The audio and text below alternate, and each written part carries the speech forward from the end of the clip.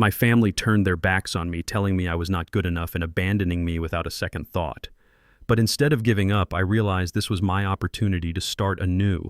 I found strength within myself and chose a new path, one that did not rely on anyone but me. Their rejection became the fuel for my determination to build my own future. I forged my own way. My name is Ellis Crawford. I am 69 years old, and for decades I built my life and my family with my bare hands. But on Thanksgiving night, the people I sacrificed everything for decided I was nothing more than a burden. Before I tell you how I made them deeply regret that mistake, let me know where you are watching from in the comments below. Hit like and subscribe if you have ever had to stand up to people who completely underestimated your worth. It was 11 at night on Thanksgiving. The house was dead quiet, and I was asleep in the tiny guest room of my son Cameron's house. I woke up suddenly to the sound of heavy footsteps and the loud rustling of plastic bags. Before my eyes could even adjust to the dark, my bedroom door swung wide open. Cameron stood in the doorway. His face was tense, his jaw clenched tight, and his eyes absolutely refused to meet mine. Right behind him stood his wife Megan. She was holding a large black trash bag and glaring at me. "Get up, Ellis," she snapped, her voice sharp and unforgiving. "We are done doing this. You need to leave right now."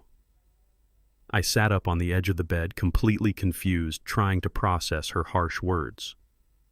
Megan pinched her nose with her perfectly manicured fingers, her face contorting in absolute disgust. "You are ruining my Italian leather sofa with that god-awful motor oil smell," she complained loudly.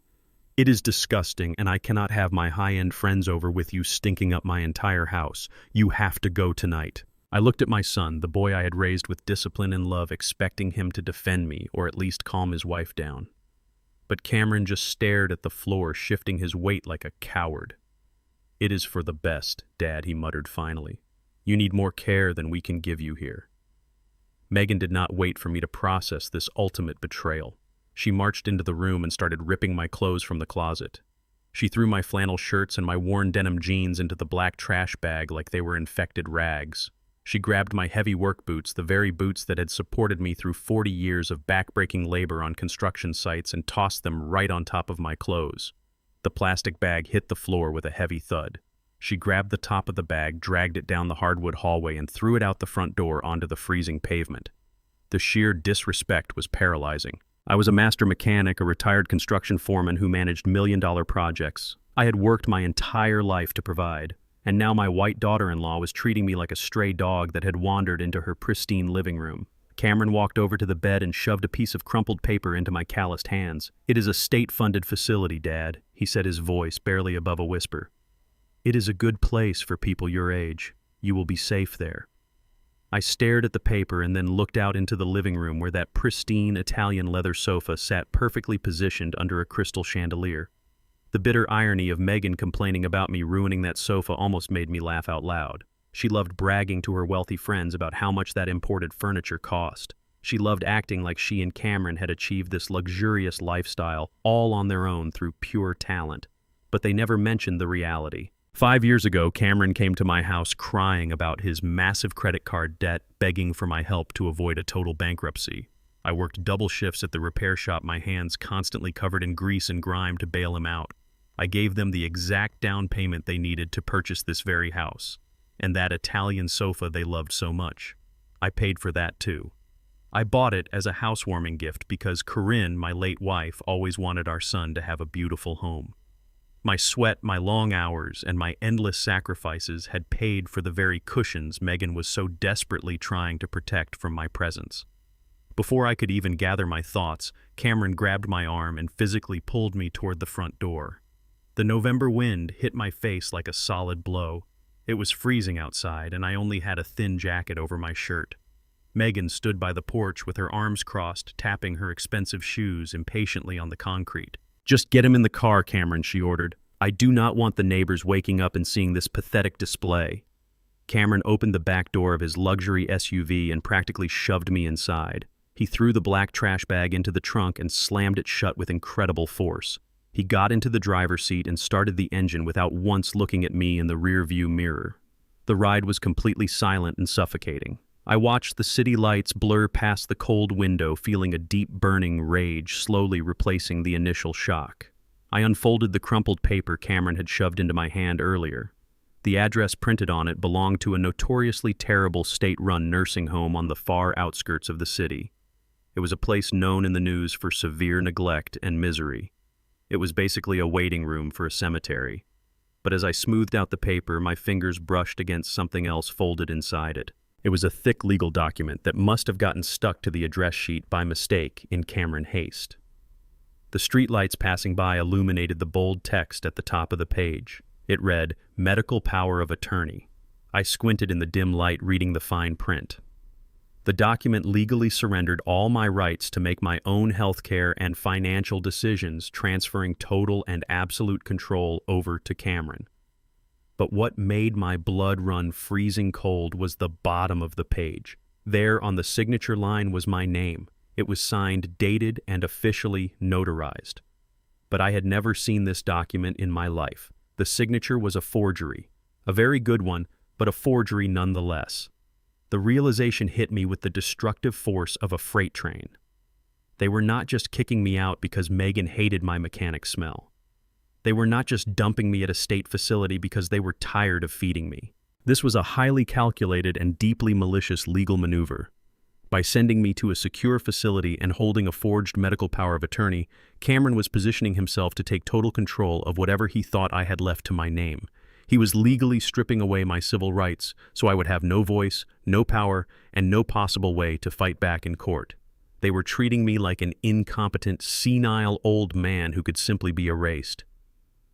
The SUV slowed down and pulled up to a bleak, gray concrete building surrounded by a tall chain-link fence. The harsh fluorescent lights of the nursing home buzzed loudly in the freezing night air. Cameron got out, grabbed my trash bag from the trunk, and handed me over to a large orderly waiting at the sliding glass entrance. He did not say goodbye. He did not offer an apology. He just turned around and got back into his expensive car, driving off into the night. The heavy glass doors of the facility slammed shut behind me. I heard the distinct loud click of the metal deadbolt locking into place. I stood alone in the sterile hallway, gripping the forged document tightly in my pocket. My family thought they had buried me tonight. But as the locks clicked, I knew the war had officially begun. "Mr. Crawford," the voice on the other end said. It was Thomas Gallagher, the senior branch manager at my primary financial institution. He was one of the few people who actually knew the true extent of my liquid assets and property holdings. "I apologize for calling you so early in the morning, but we have a highly sensitive situation regarding your residential property on Elm Street." I gripped the edge of my steel desk. That was the modest single-story house where I had generously allowed my son Cameron and his wife Megan to live rent-free for the past 3 years. "Go on, Thomas," I said, my voice steady despite the rage burning in my chest. "Your son-in-law Colin submitted an expedited application for a home equity line of credit," Thomas explained. "He is attempting to borrow $150,000 against the property. He presented a property deed to our loan officer yesterday afternoon. Ellis, the deed is a complete forgery. It lists Colin as a joint owner, which I know for a fact contradicts your private trust documents."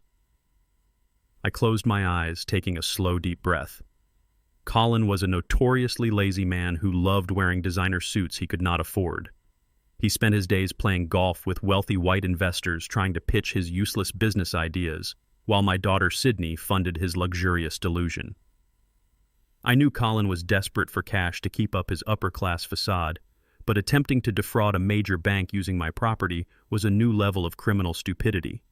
He pushed hard for an immediate disbursement of the funds. Thomas continued, his tone reflecting his professional outrage. "He claimed you were moving into an assisted living facility and needed the cash to cover your medical expenses. I flagged the application immediately. My loan officers told him that due to the loan size, we absolutely require your physical signature on the final authorization documents." He was furious. He caused quite a scene in the lobby, but he promised he would get your signature today. I let out a dry, bitter laugh. That explained everything.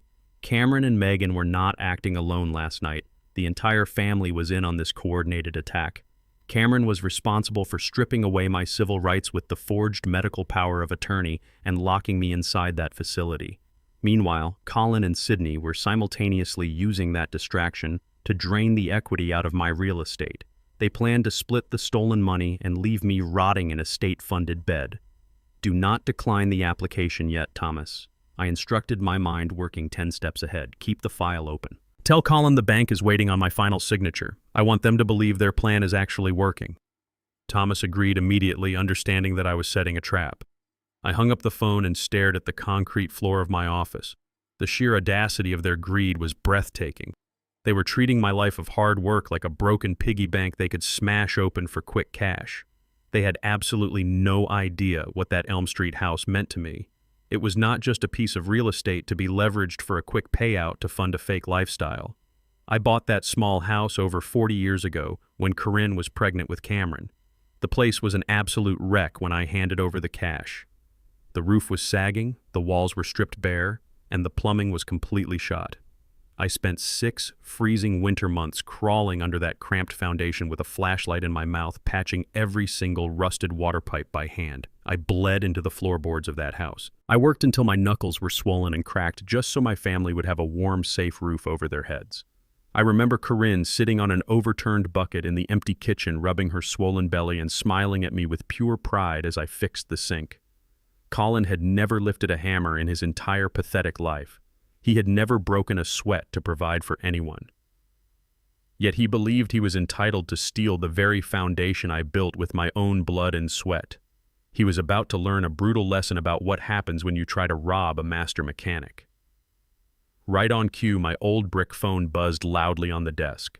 The caller identification displayed Sydney, my daughter, the brilliant startup founder who spent her days posting motivational quotes on social media while secretly drowning in massive debt. I let it ring 3 times before finally pressing the answer button. Dad. Sydney chirped, her voice dripping with a sickly sweet fake enthusiasm that immediately made my stomach turn. Oh my God, I am so glad you answered. Cameron told me you decided to check yourself into a wellness retreat last night. Are you feeling okay? I clenched my free hand into a tight fist. A wellness retreat.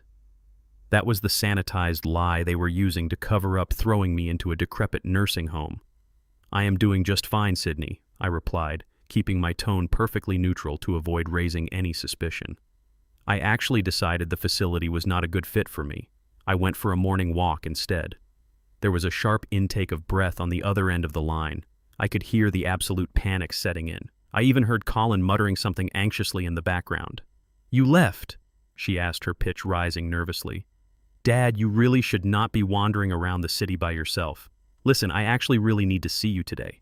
It is super important. Colin and I are finalizing some complicated tax documents for our business, and our accountant said we need your signature as a character reference for a tax support grant. It will only take 5 minutes. A character reference for a tax support grant. It was the most poorly constructed lie I had ever heard. She was trying to trick me into signing the bank authorization for the fraudulent mortgage. Of course, sweetheart, I said, leaning into the role of the gullible old father who just wanted to support his successful daughter. I am always happy to help you and Colin with your business. Where do you want to meet? There is a coffee shop near the Arts District, she replied quickly, sounding incredibly relieved. Can you meet me there in 2 hours? I will buy you your favorite black coffee. I will be there, I promised. I ended the call and tossed the phone onto my desk. I walked over to my heavy metal tool chest and unlocked the bottom drawer. I reached past the wrenches and ratchets, pulling out a high-quality digital voice recorder. I checked the battery levels and slipped it securely into the inner breast pocket of my thick canvas coat. Sydney thought she was dealing with a confused elderly man she could easily manipulate over a cup of cheap coffee. She had absolutely no idea she was walking straight into an ambush. I was going to let her present those fraudulent bank documents, and I was going to capture every single lie she told on crystal clear audio. I zipped up my heavy canvas coat and patted my chest pocket to ensure the digital recorder was completely hidden and secure. I grabbed my keyring, ready to march out and face my treacherous daughter. But just as I reached for the heavy iron handle of the main garage door, I heard the distinct, loud crunch of gravel outside echoing through the quiet industrial yard. I paused, listening closely. A powerful engine idled smoothly in my driveway. I walked over to the frosted side window and wiped away a thick layer of grime to look outside. A sleek, highly polished black Range Rover had just pulled up right in front of my rusted shop gates, presenting a sharp contrast to the gritty surroundings. The heavy doors of the black Range Rover swung open. 2 men stepped out onto the oil-stained gravel of my industrial yard. They wore sharp, custom-tailored navy suits and polished dress shoes that looked entirely out of place against the backdrop of my rusted chain-link fence. They did not look like debt collectors or city inspectors. They had the distinct, arrogant posture of high-level corporate executives. I kept my hand firmly inside my canvas coat pocket resting against the digital voice recorder and stepped out of the garage to meet them. The taller of the two men pulled a sleek leather portfolio from under his arm and approached me with a practiced, blindingly white smile. He introduced himself as Marcus Sterling, a senior acquisition executive for the Horizon Urban Development Group. They had been aggressively tracking down the true owner of this specific 5-acre lot for the past 6 months. Cameron and Sydney had spent their entire adult lives mocking this property. They called my shop a toxic dump, a worthless grease stain on the edge of the city, and a massive embarrassment to their refined social circles. They never once bothered to look at the municipal zoning laws or the city expansion proposals. If they had, they would have realized that this neglected industrial sector was officially slated to become the city's next major commercial and tech hub. Horizon Urban Development Group had quietly purchased every single surrounding warehouse and vacant lot in the district. But my 5 acres sat dead in the absolute center of their proposed mega-complex. They could not break ground.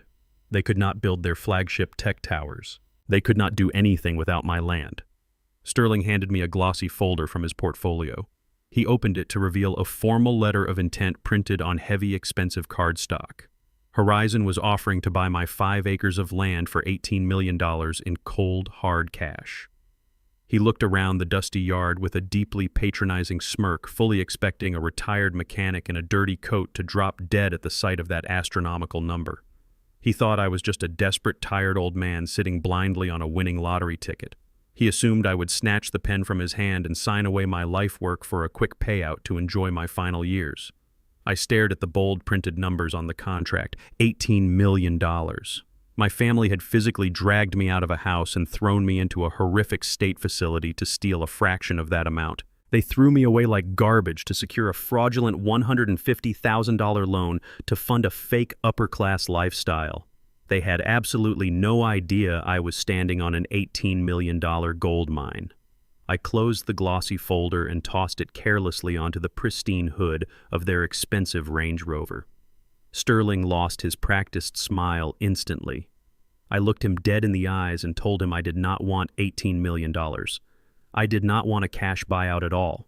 I demanded a 40% equity stake in the entire commercial development project. I wanted a permanent seat on the executive board and a controlling interest in the commercial leasing rights for the upcoming tech towers. Sterling sputtered, stammering that 40% equity was unprecedented and completely out of the question for a raw land acquisition. I leaned in close and told him that cash can be spent frozen or stolen by greedy children with forged medical documents. Equity is absolute power. Equity means I dictate exactly who gets to operate in this city and who gets crushed. I built my life with my calloused hands, and I was not handing over my legacy for a simple payout. I pointed to the rusted gate and told them to find another center for their multi-billion-dollar project. They realized very quickly that they were not dealing with an uneducated fool. I held all the leverage. Sterling swallowed hard, picked up the folder, and agreed to take my aggressive terms directly to their board of directors. The moment the Range Rover reversed out of my lot, my brick phone began to vibrate violently inside my coat pocket. I pulled it out to see a relentless barrage of text messages from Sydney. She had been waiting at the coffee shop for the past 40 minutes, and her patience had completely evaporated. Her messages escalated rapidly from fake sweet concern to vicious, unhinged anger. "Where are you? Dad, you are ruining my business schedule. Why are you doing this to us?" Then came the ultimate malicious threat. She typed a long, furious paragraph that made my blood run freezing cold. She wrote that if I did not show up to sign her tax document in the next 10 minutes, she was dialing the police. She explicitly threatened to report me as a severe dementia patient who had wandered off from a secure state-run care facility. She said she would file a report stating I was a violent danger to myself and the public. She promised to have me dragged back to that miserable nursing home in the back of a squad car strapped to a gurney. I stood in the center of my massive shop, reading the harsh words glowing on the small digital screen. This was my own daughter. A woman whose entire high society lifestyle was secretly funded by the very man she was currently threatening to lock inside a padded room. She truly believed she had me backed into a helpless corner. She pictured me wandering the freezing city streets, cold, confused, and terrified of the police. She had no idea I had just finished negotiating a massive corporate real estate takeover. The sheer viciousness of her threat eradicated whatever lingering parental guilt I might have harbored deep in my chest. They had drawn the battle lines clearly and cruelly. They wanted to use the law and my age as a weapon to completely destroy my life. They wanted to strip away my humanity so they could parade around the city in designer clothes. So be it. I would use my immense hidden wealth to utterly dismantle their entire existence. I let out a low, dark smirk and locked the phone screen. I did not send a reply. Let her sit in that trendy coffee shop and panic. Let Colin sweat bullets over his fraudulent bank loan falling apart.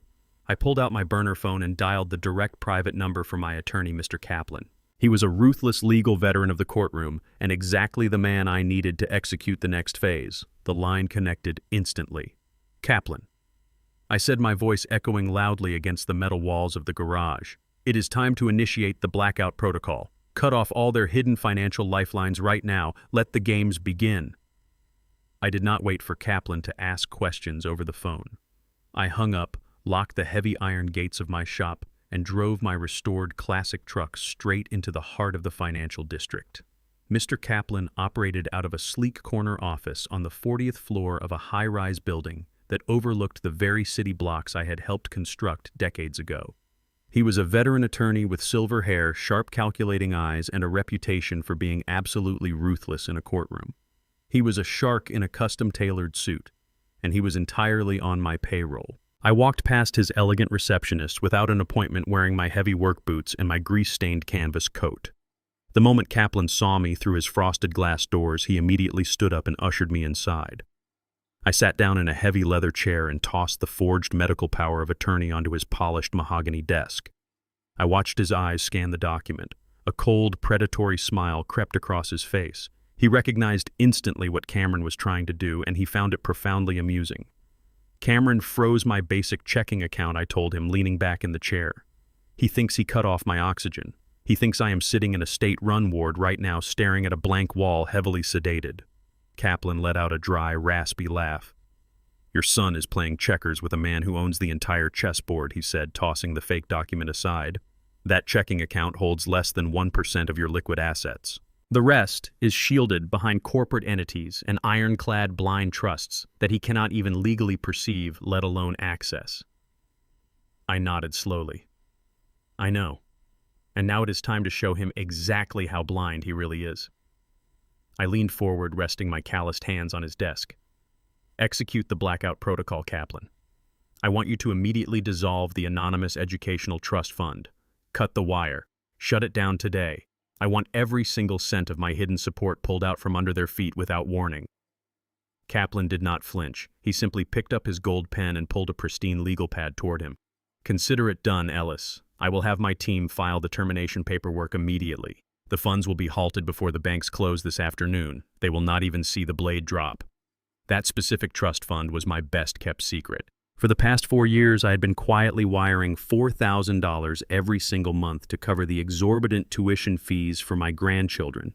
They attended the most elite, pretentious private academy in the entire state. It was the kind of institution where wealthy parents parked their luxury vehicles and compared stock portfolios at the iron gates. Megan and Colin absolutely thrived in that environment.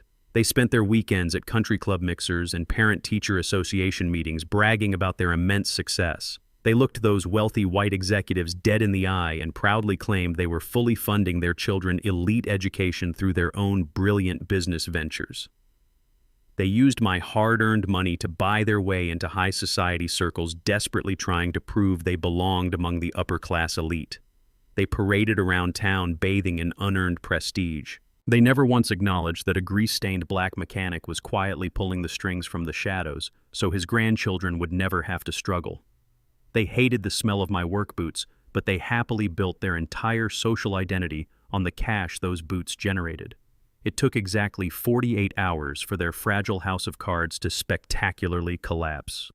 Elite private academies do not tolerate financial embarrassment, and they certainly do not tolerate bounced payments.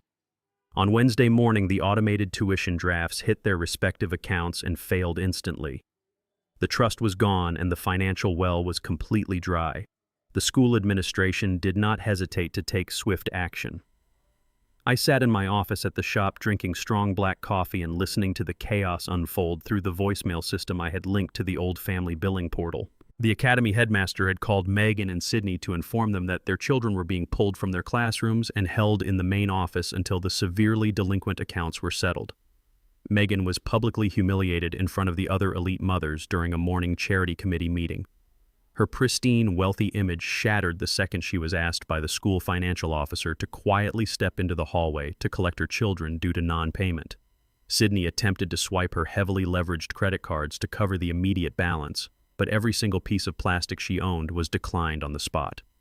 I listened to a chaotic voicemail Sydney accidentally left on my old brick phone while she was frantically trying to reach Cameron.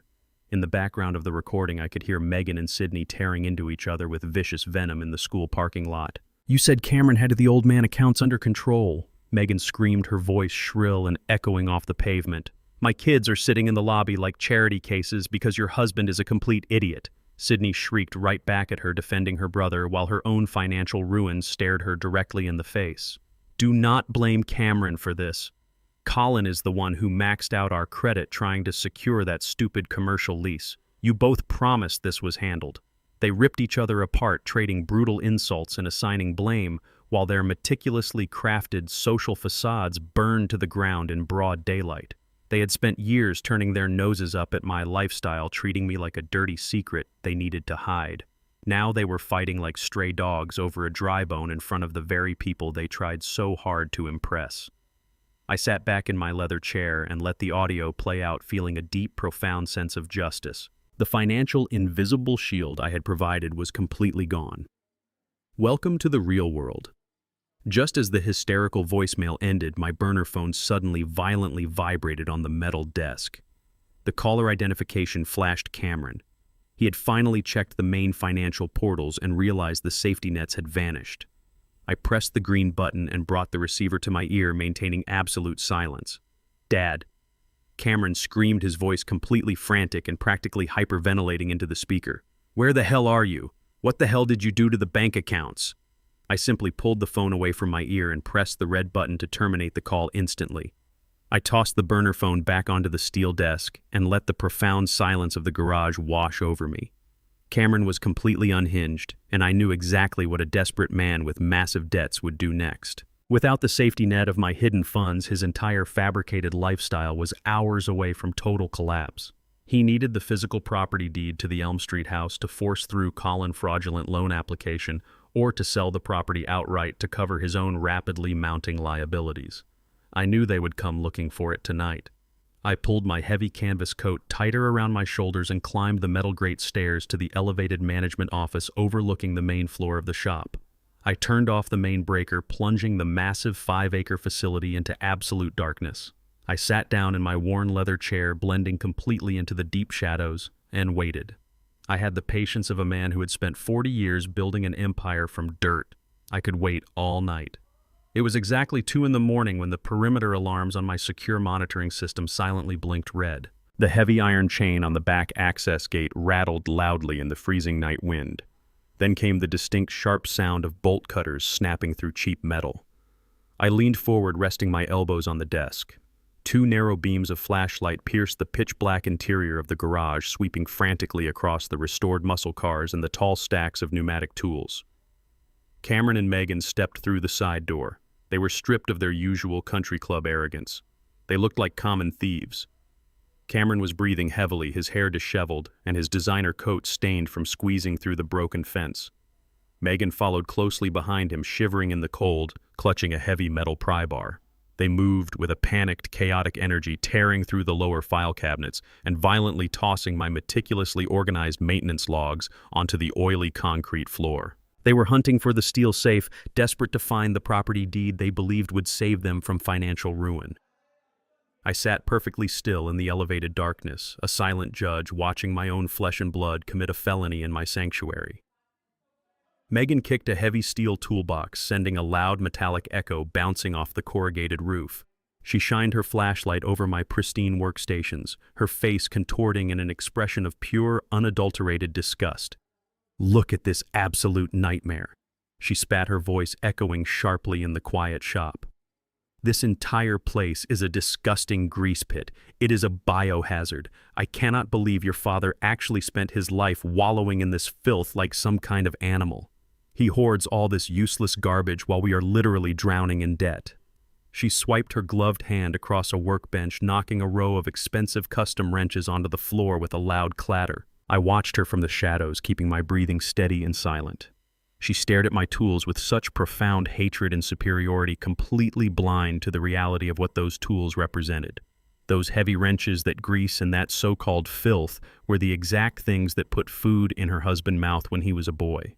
That dirt paid for Cameron's university degree. It paid for the very roof over her head and the luxury vehicle she drove to her elite social events. Her sheer ignorance was breathtaking. She despised the very foundation of her own privileged existence simply because it did not look like the sanitized, wealthy world she desperately wanted to belong to. Cameron was hyperventilating now, ripping open the drawers of my lower desk and throwing old spark plugs and receipt books across the room. "It is not here, Megan," he panicked, his voice cracking under the immense pressure.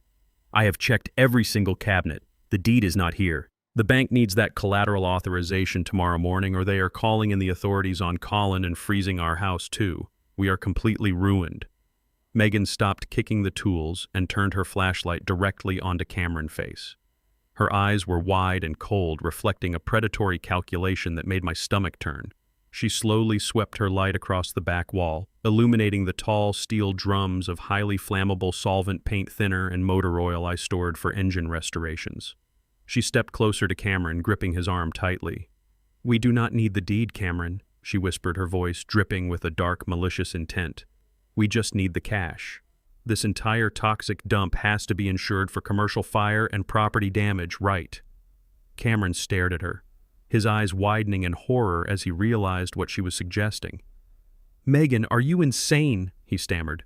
"That is arson. We could go to prison." Megan grabbed the collar of his jacket and shook him. "Listen to me, you coward," she hissed through her teeth. "Your father is a senile, incompetent old man who just wandered away from a secure mental facility. Everyone already knows he is losing his mind. We will say he came back here in a state of severe dementia, knocked over a space heater, and caused a tragic accident. The insurance company will pay out the maximum policy limit for the property damage, and we take the cash as his legal guardians. It is the perfect way out." I slowly reached into my breast pocket and pressed the record button on my high-definition digital voice recorder. The red light blinked steadily in the darkness, capturing every single word of their horrific conspiracy. Cameron hesitated, his hands shaking violently, but the moment Megan glared at him, his cowardice completely took over. He walked over to the back wall and grabbed a heavy red canister of industrial paint thinner. He unscrewed the cap and began pouring the highly volatile liquid over a massive pile of wooden shipping pallets and oil-soaked shop rags near the center support beams. The sharp, toxic smell of the chemical accelerant immediately filled the cold air of the garage. I watched my son douse my life work in fuel, trading his soul for a quick insurance payout to save his fake lifestyle. Megan handed him a cheap plastic lighter. "Do it now, Cameron," she commanded. He struck the lighter. The small spark illuminated his terrified face for a fraction of a second before he tossed it directly onto the soaked rags. The chemical accelerant ignited instantly with a loud, violent whoosh. A massive wall of bright orange flames erupted toward the ceiling, casting long, demonic shadows across the concrete floor. The intense heat radiated upward, warming the glass of my elevated office. Cameron and Megan stumbled backward, shielding their faces from the sudden blast of the fire. They turned and sprinted toward the side door, leaving my legacy to burn. But as the flames licked the heavy wooden pallets, the profound silence of the night was suddenly shattered. The distinct piercing wail of police sirens echoed loudly down the industrial corridor, rapidly multiplying and closing in on the property from every single direction. I had triggered the silent security alarm and dialed the police precinct the absolute second they snapped the chain on the back gate. The trap was perfectly set, and the authorities were already swarming the perimeter. The flashing red and blue lights of the police cruisers pierced through the thick black smoke rolling out of my garage doors. Heavy boots pounded against the concrete as a team of firefighters rushed past the rusted gates dragging a high-pressure hose. They extinguished the chemical blaze within seconds, dousing the highly flammable pallets in thick white foam before the fire could spread to the structural support beams. I slowly descended the metal grate stairs from my elevated office, my heavy canvas coat absorbing the acrid smell of burnt paint thinner. Down on the main floor, the police had already intercepted Cameron and Megan near the side exit. The moment the blinding beam of a police flashlight hit Cameron, his entire demeanor instantly shifted. The panicked, cowardly arsonist vanished and was immediately replaced by a masterful performance of a distressed, loving son. Cameron rushed toward the lead officer, waving his hands frantically and pointing directly up at me as I reached the bottom step. "Officer, please, you have to understand," he pleaded, his voice perfectly pitched to convey deep emotional exhaustion and parental concern. "That is my father, Ellis. He suffers from severe advanced dementia. He wandered away from a secure state medical facility late last night, and we have been desperately searching the entire city for him." Megan stood right behind him, nodding vigorously and wrapping her arms around herself to fake a shiver. She forced a few fake tears to well up in her eyes, playing the part of the traumatized, supportive wife. "We finally tracked him down to his old mechanic shop," she chimed in, her voice shaking with fabricated fear. "We walked in and found him totally confused. He knocked over a drum of toxic solvent and dropped a lighter. He completely forgot where he was. We barely managed to pull him away from the flames in time. We just wanted to save him." Cameron placed a hand on the officer's shoulder, looking at him man to man. "Please do not be too harsh on him, officer. His mind is just completely gone. He does not even know what year it is. He belongs in a memory care ward, not a jail cell. It is just a tragic medical situation." I stood there in the dissipating smoke, listening to my own flesh and blood smoothly narrate my mental decline to the authorities. They were seamlessly weaving the fire into their broader legal strategy. By blaming the arson on my fabricated dementia, they were not only escaping felony destruction of property charges, but they were actively creating official police documentation to support their upcoming conservatorship hearing. They wanted a police report stating that I was a violent, confused danger to myself and society. The two uniformed officers turned away from Cameron and walked slowly toward me. I looked at their faces and saw exactly what Cameron wanted them to see. I saw profound institutional pity. They looked at my grease-stained canvas coat, my calloused hands, and the soot on my boots. They did not see the owner of a multi-million-dollar commercial estate or a master mechanic who had negotiated an $18 million corporate buyout just hours prior. They saw a fragile, confused, elderly black man whose brilliant mind had tragically decayed into nothingness. The lead officer approached me with his hands resting casually on his utility belt, stepping into my personal space. He spoke to me in that slow, loud, patronizing tone reserved for toddlers and the severely mentally incompetent. "Hey there, old-timer," the officer said softly, placing a heavy hand on my shoulder. "You had a pretty rough night, huh? Do you know your own name? Do you know how you got to this building?" The sheer condescension in his voice made my jaw tighten, but I forced my facial expression to remain entirely blank. I let my shoulders slump forward slightly and allowed my gaze to wander aimlessly past him, staring vacantly at the foam-covered ashes on the floor. I did not argue. I did not raise my voice to defend myself. I did not scream that my son was a liar and an arsonist. I knew that the absolute worst thing a black man can do when surrounded by police officers who already believe he is mentally unstable is to start shouting and making wild accusations against a wealthy, well-dressed couple. It would only validate Cameron's story and result in me being forcibly strapped to an ambulance gurney. I remained completely silent, playing the part of the exhausted old man. Just as the officer reached for his radio to call for a psychiatric transport van, a sleek black town car tore into the industrial lot and slammed on the brakes. My attorney, Mr. Kaplan, stepped out of the vehicle, adjusting his silk tie and marching straight through the police perimeter with the absolute authority of a man who owned the city legal system. He flashed his state bar credentials at the lead officer and physically inserted himself between me and the police.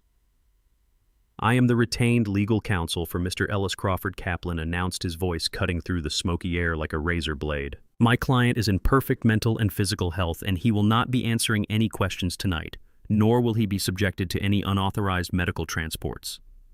Kaplan's sheer presence and aggressive legal posturing immediately backed the officers down. Cameron and Megan watched in absolute stunned silence as Kaplan escorted me out of the garage and into the back of his waiting town car, leaving them standing in the soot while the fire department packed up their gear. As the town car pulled away from the industrial district, I reached into my breast pocket and pulled out the digital voice recorder. I placed it on the leather armrest between us. I pressed play. The pristine, high-definition audio of Megan manipulating Cameron and Cameron striking the lighter filled the quiet cabin of the luxury car. "I have them, Kaplan," I said, my voice low and hard. "I have the entire arson conspiracy and the false police statements on tape. Take this to the precinct right now. Have them arrested before sunrise." Kaplan listened to the recording twice. A dark, ruthless smile spread across his face, but he slowly shook his head and placed his hand over the device. "No, Ellis," he said firmly. "We are not giving this to the police right now. If we hand this over tonight, Cameron gets charged with simple arson and filing a false police report. He is a first-time offender with a clean record and a nice suit. A decent defense attorney will plead that down to probation and a fine. We are going to let him walk into a much deadlier trap." I frowned, looking at the veteran lawyer. "What is your play, Kaplan?" He leaned back against the leather seat, steepling his fingers. "I want Cameron to officially file a commercial insurance claim for the fire damage. I want him to sign his name on federal insurance documents stating under penalty of perjury that you caused the fire. And more importantly, I want him to stand up in a court of law during your conservatorship hearing, raise his right hand and lie to a judge under oath using the police report from tonight as his primary evidence. If we reveal the tape after he commits to those actions under oath, the charges upgrade to massive insurance fraud and federal perjury. The criminal sentence will not just be probation, Ellis. It will be doubled or tripled. Let him dig his own grave much deeper. Let him feel victorious right up until the moment we drop the hammer." The brutal logic of his strategy was undeniable. I nodded in agreement. We would let Cameron hang himself with his own boundless arrogance. Kaplan dropped me off at a highly secure luxury hotel downtown, far away from the reach of my family. I checked into the penthouse suite, paid for entirely in cash from my hidden reserves. I took a long hot shower, washing the toxic smell of the smoke and the betrayal off my skin. When I finally sat down on the edge of the pristine king-size bed, I opened my burner phone to check my messages. Amidst the frantic texts from Colin about his failing bank loan, there was an elaborate digital invitation sitting in my inbox. It was forwarded from an old email account. Sydney and Colin were officially hosting a massive launch party for their new technology startup this upcoming weekend. The invitation boasted a premium open bar, a catered menu, and a venue located in one of the most expensive high-rise buildings in the city. Despite being on the absolute brink of total financial ruin with their credit cards declined and their children expelled from school, they were still furiously burning borrowed money to maintain their fake upper-class facade. They were still trying to impress the same people they were currently defrauding. I stared at the elegant gold font on the digital invitation, and a slow, cold smile stretched across my face. They wanted to throw a lavish party for the wealthy elite. It was the absolute perfect stage for my next move. The digital invitation glowing on my burner phone indicated that the launch party for Sydney and Colin was being held at the apex of the city financial district. It was a Saturday night, and they had rented out a lavish grand ballroom on the 50th floor of an ultra-exclusive hotel, the kind of venue that demanded a 5-figure deposit just to secure the date. They were completely broke, drowning in maxed-out credit cards and actively dodging debt collectors, yet they were furiously burning borrowed cash to project an illusion of massive wealth to potential investors. I decided it was the absolute perfect time to give them a harsh dose of reality. I left my pristine tailored suits hanging in the closet of my penthouse suite. Instead, I reached into a duffel bag I had retrieved from my shop and pulled out my oldest, heaviest work gear. I slipped on a pair of faded, grease-stained denim jeans and my heavily scuffed steel-toed boots. I finished the outfit by shrugging into the same thick canvas mechanic coat that still carried the faint, acrid smell of motor oil and the soot from Cameron's failed arson attempt. I looked at my reflection in the hotel mirror. I looked exactly like the broken, exhausted laborer they despised. I walked out of the hotel and took a cab straight to their extravagant gala. I bypassed the valet line of luxury sports cars and walked directly through the revolving glass doors of the grand lobby. The string quartet playing softly in the corner seemed to falter for a fraction of a second as my heavy steel-toed boots echoed loudly against the polished marble floors. Waiters carrying silver trays of champagne flutes stopped dead in their tracks, staring at me with wide eyes. I pushed open the double oak doors of the main ballroom and stepped inside. The room was packed with the city elite. Wealthy venture capitalists, tech developers, and high society socialites, all dressed in immaculate tuxedos and shimmering evening gowns. I walked straight into the center of the room, the grease stains on my coat standing out like a violent crime scene against the pristine white decor. It did not take long for Colin to spot me. He was standing near a massive ice sculpture holding a crystal glass of champagne, surrounded by a tight circle of older white investors he was desperately trying to impress. The moment Colin laid eyes on me, his face flushed with a violent shade of crimson. His meticulously crafted illusion of being a self-made aristocrat was suddenly threatened by the physical manifestation of his wife's working-class roots. Instead of pulling me aside, he decided to protect his fragile ego the only way he knew how. He chose cruelty. He let out a loud, forced laugh that echoed over the soft jazz music, drawing the attention of everyone around him. "Well, look at this, gentleman," Colin announced, his voice booming with arrogant condescension. "It seems the hotel security is seriously lacking tonight. Who let the homeless black guy wander in from the street?" The group of wealthy investors chuckled awkwardly, sipping their drinks and staring at me with profound discomfort. Colin took a step forward, gesturing toward my stained coat with his champagne flute as if I were a circus animal on display. "Are you lost, old man?" He mocked, his tone dripping with absolute venom. "The soup kitchen is about 10 blocks down. We do not hand out spare change at corporate events." He looked back at his audience, soaking up their nervous laughter, completely disowning any familial connection to me in front of his elite circle. He looked at my work clothes and saw nothing but a pathetic failure, a dirty vagrant ruining his perfect aesthetic. Colin and his wealthy friends looked at the dark stains baked deep into the fabric of my canvas coat and saw pure filth. They had absolutely no idea what that dirt actually represented. 20 years ago, Sydney came home from high school sobbing uncontrollably. The wealthy girls in her class had relentlessly mocked her because we could not afford to buy her a designer dress for the winter formal. I did not have the spare cash in my budget to fix her broken heart. So I went down to the city planning office and picked up the most brutal municipal maintenance contract available. I spent 4 freezing months wearing this exact heavy canvas coat, crawling on my hands and knees through toxic knee-deep municipal sewer lines on the east side of the city just to earn the double overtime hazard pay. I worked until my lungs burned and my muscles screamed in agony. I took that hazard pay and bought her a $600 pure silk dress so she could stand tall and proud among the rich kids. She spun around our tiny living room like a princess, completely oblivious to the fact that the delicate fabric swishing around her legs was paid for with the stench of the city gutters. Now she stood across the ballroom, sipping imported champagne, utterly disgusted by the very fabric that built her confidence. Sydney had been socializing near the catered buffet when she finally noticed the commotion. When she saw me standing in the center of the ballroom being openly mocked by her husband and his investors, her face contorted into an expression of absolute panic and unadulterated shame. She slammed her champagne glass down on a table and sprinted across the marble floor, grabbing me aggressively by the forearm. Her acrylic nails dug sharply through the thick canvas of my coat.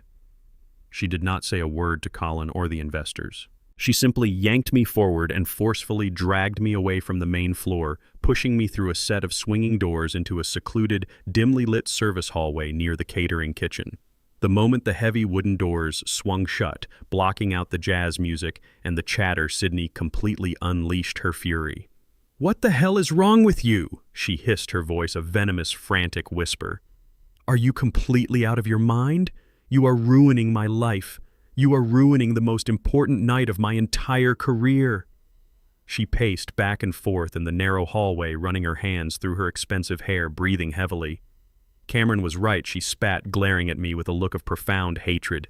"You are completely losing your mind. You are a senile embarrassment. You show up here looking like a filthy vagrant to humiliate me in front of the only people who can save my company." I just stared at her, maintaining absolute total silence. I did not raise my voice. I did not remind her of the sacrifices I made. I just looked at her with a cold, dead expression.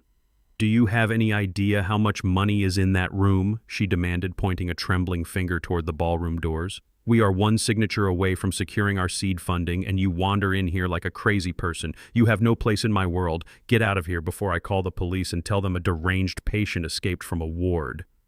She was echoing Cameron's malicious legal strategy, perfectly using the threat of a mental institution to intimidate me into submission. I let out a low, dry chuckle that echoed off the tiled walls of the service corridor. The sound made her flinch. I slowly reached into the inner breast pocket of my stained coat and pulled out a crisp, pristine white envelope. I held it out toward her. "I just came to drop off a contribution to your glorious new venture," I said, my voice dangerously calm and steady. "A small gift from a homeless man." Sydney hesitated for a fraction of a second, her sheer greed temporarily overriding her disgust. She snatched the envelope from my calloused hand, her eyes darting between me and the thick white paper. I did not wait for her to open it. I turned on the heel of my steel-toed boot, pushed open the heavy metal exit doors, and walked out into the freezing night air, leaving her standing alone in the service hallway. She did not know it yet, but the envelope she was frantically tearing open contained absolutely nothing. It was completely blank inside, a perfect, flawless representation of exactly what she was going to get from me for the rest of her miserable life. The very next morning, Colin woke up shaking off a massive hangover, completely oblivious to the impending doom hurtling toward him. He put on his best tailored suit, adjusted his silk tie, and prepared to finalize the most important document of his entire fraudulent career. It was time to officially sign the commercial lease for his startup highly anticipated new headquarters. He strutted confidently into the leasing office of the city's most prestigious commercial tech hub, ready to sign his name on the binding legal paperwork. He felt like a king conquering the business world. He had absolutely no idea that the massive multi-million-dollar high-rise he specifically chose was completely owned by the Horizon Urban Development Group. And he had absolutely no idea exactly who held the controlling commercial leasing rights to that entire building. Colin strutted into the grand lobby of the Horizon Tech Tower. It was a masterpiece of modern architecture featuring soaring glass ceilings, brushed steel accents, and walls lined with imported marble. It was the undisputed crown jewel of the Horizon Urban Development Group, the exact same multi-billion-dollar project that was being built around my 5-acre lot. When Marcus Sterling had stood in my rusted mechanic shop and agreed to my aggressive demands, he surrendered the commercial leasing rights for this very building to me. Every single corporate tenant who wanted an office in this prestigious high-rise had to be personally vetted and approved by my holding company. Colin had spent weeks touring the city looking for a headquarters that matched his colossal ego. He bypassed practical, affordable office spaces because they did not project the elite billionaire aesthetic he so desperately craved. He wanted a corner office with a panoramic view of the financial district to impress his country club friends and gullible venture capitalists. He chose the Horizon Tower because it was the most expensive exclusive address in the entire state. He believed securing a lease here would validate his existence. He walked up to the polished mahogany reception desk, adjusting his silk tie and giving his name with the arrogance of a man who owned the world. He had absolutely no idea that the moment his name was entered into the building visitor log, a silent alert flashed directly onto my burner phone. I had instructed the Horizon executive team to flag his application the second it crossed their desks. Colin and Sydney were drowning in massive debt. Their credit was completely maxed out, and their children had just been expelled for bounced tuition checks. By all standard financial metrics, their corporate lease application should have been instantly rejected and thrown into the shredder. But I specifically ordered the leasing department to approve their initial background check and roll out the red carpet. I wanted them to feel victorious. I wanted them to believe they had successfully conned the system. They took the private glass elevator up to the premium leasing suite on the 60th floor, completely blind to the fact that they were ascending directly into a meticulously crafted slaughterhouse. I was already waiting for them. I sat in a heavy leather chair inside the executive observation room adjoining the main leasing office. The wall separating me from my daughter and her arrogant husband was a massive floor-to-ceiling one-way security mirror. The room was completely dark on my side, allowing me to watch their every single move without them ever knowing I was there. The Horizon leasing director, a sharp, highly trained corporate negotiator named David, sat across from them at a massive glass conference table. I watched Colin lean back in his chair, crossing his legs and casually waving his hands as he aggressively exaggerated his startup projected revenue. He spouted empty tech jargon and lied through his teeth about fictitious offshore investors. Sydney sat next to him wearing a brand new designer pantsuit she undoubtedly purchased on a high-interest credit card, smiling and nodding like a loyal accomplice. It was a pathetic, desperate performance. They were putting on a theatrical show of immense wealth, trying to mask the fact that they were completely financially hollow. I leaned forward in the dark, resting my hands on my knees, observing the sheer magnitude of their vanity. They looked so incredibly smug. David listened to Colin boast for 20 minutes, maintaining a polite professional smile. I had given David a very specific set of instructions before the meeting began. Play to their massive egos and then deliver the fatal blow, wrapped in corporate flattery. David leaned forward and smoothly praised their business model. He told Colin that Horizon was incredibly excited to house such a promising elite startup in their flagship tower. Colin visibly swelled with pride, adjusting his expensive watch and shooting Sydney a triumphant look. But then David opened a thick leather portfolio and slid a dense stack of legal documents across the glass table. "There is just one final piece of standard administrative paperwork," David said, his tone flawlessly casual. "Because your company is a newly formed entity, our board requires a standard personal guarantee clause to secure the penthouse suite. It is just a routine formality for high net worth founders. It simply means that in the highly unlikely event of a corporate default, your personal assets will serve as collateral to cover the remainder of the lease." David tapped his expensive pen against the signature line. A competent businessman or a rational adult would have immediately stopped the meeting. A personal guarantee meant stripping away the corporate veil that protected their private wealth. It meant putting their luxury cars, their bank accounts, and their personal home directly on the firing line. But Colin and Sydney were paralyzed by their own profound arrogance. They were terrified that hesitating or asking to have a lawyer review the document would expose their desperate financial reality. They could not bear the thought of looking like broke amateurs in front of a high-level Horizon executive. Colin scoffed, waving his hand dismissively, as if the mere suggestion of a default was an insulting joke. "Of course," David Colin chuckled, snatching the pen from the table. "We have massive liquidity. This is completely unnecessary, but I am happy to humor your legal department."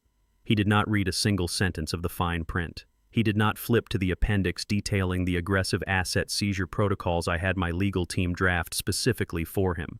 He just scrawled his signature across the bottom line with absolute blind confidence. Sydney, eager to maintain the facade of the wealthy power couple, took the pen next and signed her name right beside his.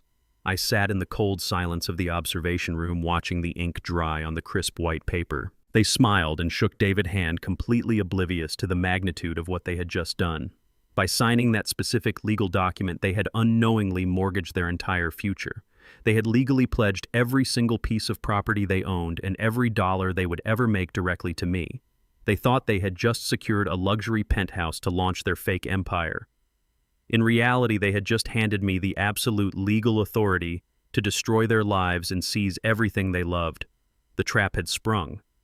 The steel noose was officially tied tight around their necks, and I held the rope. Mr. Kaplan walked into my downtown penthouse suite holding a thick manila folder. He did not offer a polite greeting or ask how I was doing. He simply marched across the plush carpet and dropped the heavy stack of legal papers directly onto the glass coffee table. "Cameron just made his move," Kaplan said, his voice deadly serious and devoid of any emotion. I leaned forward, picked up the documents, and read the bold black lettering across the top page. It was a formal petition for a permanent legal conservatorship filed in the county family court. Cameron was officially asking a judge to strip away every single one of my civil rights. I read through the dense legal jargon, my jaw tightening with every paragraph. Because the anonymous trust fund had been completely severed, Cameron was drowning in massive, insurmountable debt. He had failed to secure the property deed to the Elm Street house, and his pathetic attempt at arson had been thwarted by my security protocols. Desperation had pushed him into a corner, and now he was aggressively weaponizing the legal system to save his fake lifestyle. The petition requested total absolute control over my life.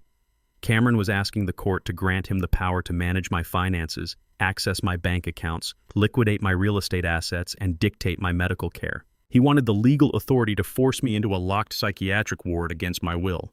To support his outrageous claims, Cameron had drafted a vicious sworn affidavit filled with blatant lies. He claimed I was wandering the city streets in a state of severe delusion. He referenced the fire at the mechanic shop, stating under penalty of perjury that I had carelessly knocked over highly flammable chemicals because my brain was violently deteriorating. He painted a picture of a tragic, helpless old man who was a physical danger to himself and the public.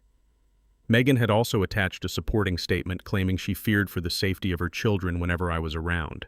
They were methodically building a paper trail to erase my humanity. They needed to legally declare me incompetent so they could hijack my identity and drain whatever money they thought I possessed. They were not just trying to steal from me anymore. They were actively attempting to execute me civilly. Reading those pages brought a heavy, suffocating weight to my chest. It was one thing to be insulted by my daughter-in-law or openly mocked by my son-in-law. It was an entirely different kind of agony to watch my own flesh and blood use the law to dig a grave for my independence. A conservatorship is a legal death. It means you are a ghost while your heart is still beating. You cannot vote, you cannot sign a contract, you cannot even choose where you sleep at night. I looked at Cameron's signature at the bottom of the sworn affidavit. I taught that boy how to write his name. I held his small hand when he learned to walk. I worked brutal double shifts to ensure he never went to bed hungry and paid for the very education he was now using against me. Now he was using a judge gavel to destroy my life. For a brief silent moment, I deeply mourned the son I thought I had raised. I grieved the boy who used to look up to me with respect. But that fleeting sorrow quickly hardened into absolute unbreakable steel. The son I loved was dead. The man trying to destroy my life was nothing more than a greedy parasite, and I was going to crush him without an ounce of mercy. A legal petition for a conservatorship required solid medical proof, and Cameron was not about to leave his financial salvation to chance. He knew a legitimate doctor would instantly recognize that my cognitive functions were perfectly sharp. 2 days later, I was back at my rusted mechanic shop wearing my grease-stained canvas coat when Cameron walked through the iron gates. He was not alone. He brought a man wearing an ill-fitting gray suit and carrying a cheap leather briefcase. The man introduced himself as Dr. Vance, a private psychological evaluator. I knew exactly what this was. Cameron had scoured the bottom of the medical barrel and found a corrupt, unethical doctor willing to write a fraudulent psychiatric report for the right amount of cash. Dr. Vance looked around my dirty shop with visible disgust before turning his attention to me. He spoke in that loud, incredibly slow, patronizing tone people use when they assume you have completely lost your mind. He pulled a clipboard from his briefcase and asked me to sit down on a metal stool. I decided to give them an award-winning performance. I let my shoulders slump heavily and stared at the floor with a vacant, confused expression. When Dr. Vance asked me to state my full name, I hesitated, stammering slightly before answering. He pulled out a series of simple flashcards featuring basic objects. He held up a picture of a wrench. I looked at it, squinted my eyes, and confidently called it a hammer. He held up a picture of an apple, and I called it a baseball. I made my hands shake violently, keeping a constant tremor in my fingers as I rested them on my knees. When he asked me to draw the face of a clock showing 10 minutes past 11, I intentionally gripped the pen awkwardly. I drew a distorted, jagged circle with numbers scattered randomly outside the lines. Throughout the entire humiliating evaluation, Cameron stood in the background trying to maintain a look of profound sorrow. But I could see the malicious gleam of victory shining brightly in his eyes. He thought he had successfully broken me. Dr. Vance nodded sympathetically, scribbling rapidly on his clipboard. He turned to Cameron and quietly assured him that he had seen more than enough. He confidently stated that I was suffering from severe advanced dementia and was entirely unfit to manage my own affairs. Dr. Vance promised to have the official medical report typed up and expedited to the court. They walked out of the garage together looking incredibly smug. The absolute second the iron gate closed behind them, the violent tremors in my hands instantly vanished. I stood up perfectly straight, cracking my knuckles with a cold, dark smile. The very next morning, Kaplan called me with the final confirmation. Cameron had formally submitted Dr. Vance's fabricated psychological evaluation to the county court clerk, attaching it directly to his own sworn legal affidavit. They had officially entered fraudulent medical documents into the legal record to manipulate a judge. By signing those papers under penalty of perjury, Cameron had crossed the absolute point of no return. The crime of perjury and fraud was now fully documented, time-stamped, and filed in a court of law. The steel trap had snapped completely shut, and my son had absolutely no idea he was already a dead man, walking. I knew the formal legal machinery took time to grind a man down to dust, but the underground debt collectors Colin had foolishly borrowed from operated on a much more aggressive and immediate schedule. Colin had leveraged his entire fake high society lifestyle on exorbitant high-interest loans from highly dangerous unrecorded lenders to fund his startup facade. When his heavily maxed-out credit cards began bouncing across the city and the anonymous trust fund evaporated completely, those unofficial lenders realized very quickly that they were never getting their money back from him. They did not send polite corporate collection letters in the mail. They sent heavy, brutal enforcers directly to the pristine, manicured lawns of his exclusive suburban neighborhood. I received the full detailed report from Kaplan private investigators outlining exactly how their perfect illusion violently shattered. At 3 in the afternoon, 2 unmarked black trucks pulled up to Colin and Sydney's sprawling driveway. Huge men stepped out armed with heavy steel baseball bats and calmly proceeded to absolutely destroy Colin-prized luxury vehicles parked right in front of their home. They smashed the expensive windshields, caved in the sleek doors, and shattered the custom headlights into a million pieces while the wealthy neighbors watched from their windows in sheer terror. When Colin ran out onto the front porch begging them to stop, they shoved him incredibly hard against the brick pillar of his own house, demanding immediate payment. He had absolutely nothing to give them. In his absolute panic and utter cowardice, Colin completely unraveled. The moment the violent enforcers left, promising to return for the house itself, Colin turned his terror inward. When Sydney screamed at him for destroying their lives, the polished, sophisticated gentleman vanished entirely. He lashed out and physically struck his wife. He hit my daughter. The pristine, Instagram-perfect marriage built on stolen money and desperate lies collapsed into a violent, ugly domestic dispute right there on the front lawn. Sydney fled the house in tears, her face bruised, her fake empire reduced to shattered glass on her driveway. They had played a highly dangerous game of pretend, and the real world had finally kicked their front door completely off its hinges. The absolute destruction of their pretentious reality was swift and brutal. Colin was effectively a dead man, running out of places to hide. The Horizon Tech Tower lease they had so arrogantly signed with a personal guarantee was officially in default, triggering aggressive corporate asset seizure protocols on top of his violent street debts. They were completely surrounded by heavily armed sharks with absolutely no way out. Megan watched the spectacular, violent collapse of Colin and Sydney from a very close distance. While Cameron was busy obsessing over court dates and his fraudulent psychiatric reports, Megan was quietly calculating the odds of their own survival. She was a deeply ruthless pragmatist, entirely devoid of any genuine loyalty. She possessed the razor-sharp survival instincts of a parasite that realizes its current host is actively bleeding out. She knew the conservatorship legal process was taking far too long. She knew the banks were steadily closing in on the Elm Street house because the mortgage payments were bouncing and the property taxes were grossly delinquent. She saw Sydney humiliated and Colin actively hunted by violent men. Megan was never truly loyal to my son. She was only loyal to the immense comfort and luxury he previously provided using my hidden funds.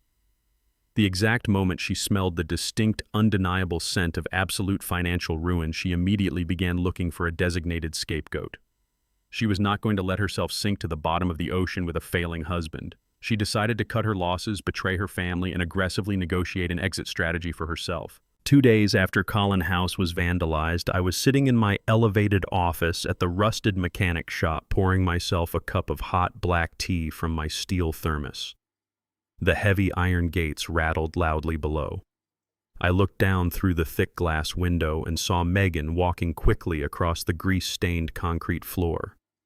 She was not wearing her usual high-end designer heels or her bright country club dresses. She wore a dark, long trench coat and oversized sunglasses, attempting to look entirely inconspicuous. She climbed the metal grate stairs and pushed open my office door uninvited. She did not bother pretending to care about my supposed dementia or act like the loving, concerned daughter-in-law. She dropped her heavy purse onto my desk and looked at me with cold, highly calculating eyes. The arrogant white daughter-in-law act was completely gone, replaced entirely by the raw, desperate reality of a woman cornered by her own massive greed. "I know you are not crazy, Ellis," she said, her voice flat and purely transactional. "I know you are playing a massive game with Cameron, and I know he is entirely out of his depth. He is a pathetic idiot who is going to drag us both into federal prison." I took a slow, deliberate sip of my hot tea, letting the silence stretch out and make her deeply uncomfortable. "What exactly do you want, Megan?" I asked, keeping my tone dead and completely unreadable. She leaned aggressively over my desk, lowering her voice to a conspiratorial whisper. "I want out," she stated bluntly. "Colin and Sydney are completely finished and Cameron is going down hard for insurance fraud. But I can guarantee he takes the fall entirely on his own." I was there the night of the fire. I watched him pour the chemical accelerant. I watched him strike the lighter. I will gladly stand up in a courtroom, swear under oath, and testify that my husband committed felony arson. I will hand you his head on a silver platter." I stared at her, taking in the sheer magnitude of her profound treachery. She was highly willing to completely destroy the father of her children just to save her own skin. "And your price for this incredibly loyal testimony?" I asked. "Give me the deed to the Elm Street house," she demanded, her eyes gleaming with raw, unfiltered greed. "Sign the property over to me free and clear today. I will immediately list it for sale, take the cash, and file for a highly publicized divorce. I get the funds to start over in a different city, and you get the star witness you need to throw your son behind bars for the next decade. It is a clean, mutually beneficial business transaction." I looked at the woman who had viciously thrown my clothes into a black trash bag and kicked me out into the freezing night just a few weeks prior. I looked at the exact woman who had actively encouraged my son to burn down my entire life work for a quick insurance payout. I let out a low, cold laugh that echoed harshly off the steel walls of the office. I lifted my cup, took another long, deliberate sip of my hot tea, and set it down gently on the desk. "No," I replied simply and quietly. Megan's face contorted in absolute fury. Her desperate, composed mask shattered completely, revealing the ugly panic underneath. "You are a stupid, stubborn old man," she shrieked, slamming her fist violently against my steel desk. "You are going to lose everything." I just smiled coldly, watching her utterly lose her mind. Megan realized her negotiation had completely failed. The realization that I was not going to hand over the deed to the Elm Street house hit her like a physical blow. The cold mask of the pragmatic businesswoman vanished, and the sheer unhinged desperation of a cornered animal took over. She stared at me, panting heavily, her eyes darting around the small, elevated office. If I would not give her the leverage she needed to escape her sinking marriage, she decided she would completely destroy me, using the most vicious weapon she had available. She took a step back from my steel desk and let out a low, menacing laugh. "You think you are so smart, Ellis," she hissed, her voice vibrating with pure malice. "You think you have all the power because you have hidden money. But you are still just an old black man sitting in a dirty garage. Let us see how the police handle a violent dementia patient who just attacked his defenseless daughter-in-law." Before I could even process the depravity of her threat, Megan reached up and grabbed the collar of her expensive silk blouse. With a violent, aggressive yank, she ripped the fabric straight down the middle. The expensive pearl buttons popped off the silk, bouncing loudly against the concrete floor and rolling into the dark corners of the office. She did not stop there. She raised her manicured hands and dragged her sharp acrylic nails deeply across her own collarbone and upper chest, leaving angry, bright red scratch marks on her pale skin. She violently messed up her perfectly styled hair, pulling strands loose so they hung wildly around her face. She was actively, deliberately transforming herself into the picture of a brutalized, traumatized victim right in front of my eyes. "I am going to run out of those iron gates, screaming for my life," she threatened, breathing heavily to simulate sheer panic. "I am going to flag down the first patrol car I see and tell them you locked me in this office. I will tell them you completely lost your mind and tried to physically assault me. They already have the police report from the night of the fire stating you are confused and dangerous. When they see my torn clothes and my scratched chest, they are not going to listen to a single word you say. They are going to throw you to the concrete, cuff you, and lock you in a maximum security psychiatric ward for the rest of your miserable life. And Cameron will automatically get the conservatorship by default." She smiled a wicked, triumphant smile, entirely convinced she had just delivered the ultimate checkmate. She was weaponizing a dark, horrific history, relying on the fact that society would instantly believe a crying, distressed white woman over an elderly black man. She thought she had me trapped in a nightmare from which I could never awake. I did not flinch. I did not stand up to stop her. I did not raise my voice or beg her to reconsider her monstrous plan. I remained seated in my worn leather chair, perfectly relaxed. I lifted my thermos, took another slow, deliberate sip of my hot black tea, and set it down gently on the steel desk. The complete absence of fear in my demeanor caused her wicked smile to falter slightly. She expected me to panic, to plead for mercy, to offer her the property deed to save my own life. Instead, I reached across the desk, bypassing her frantic theatrical display entirely.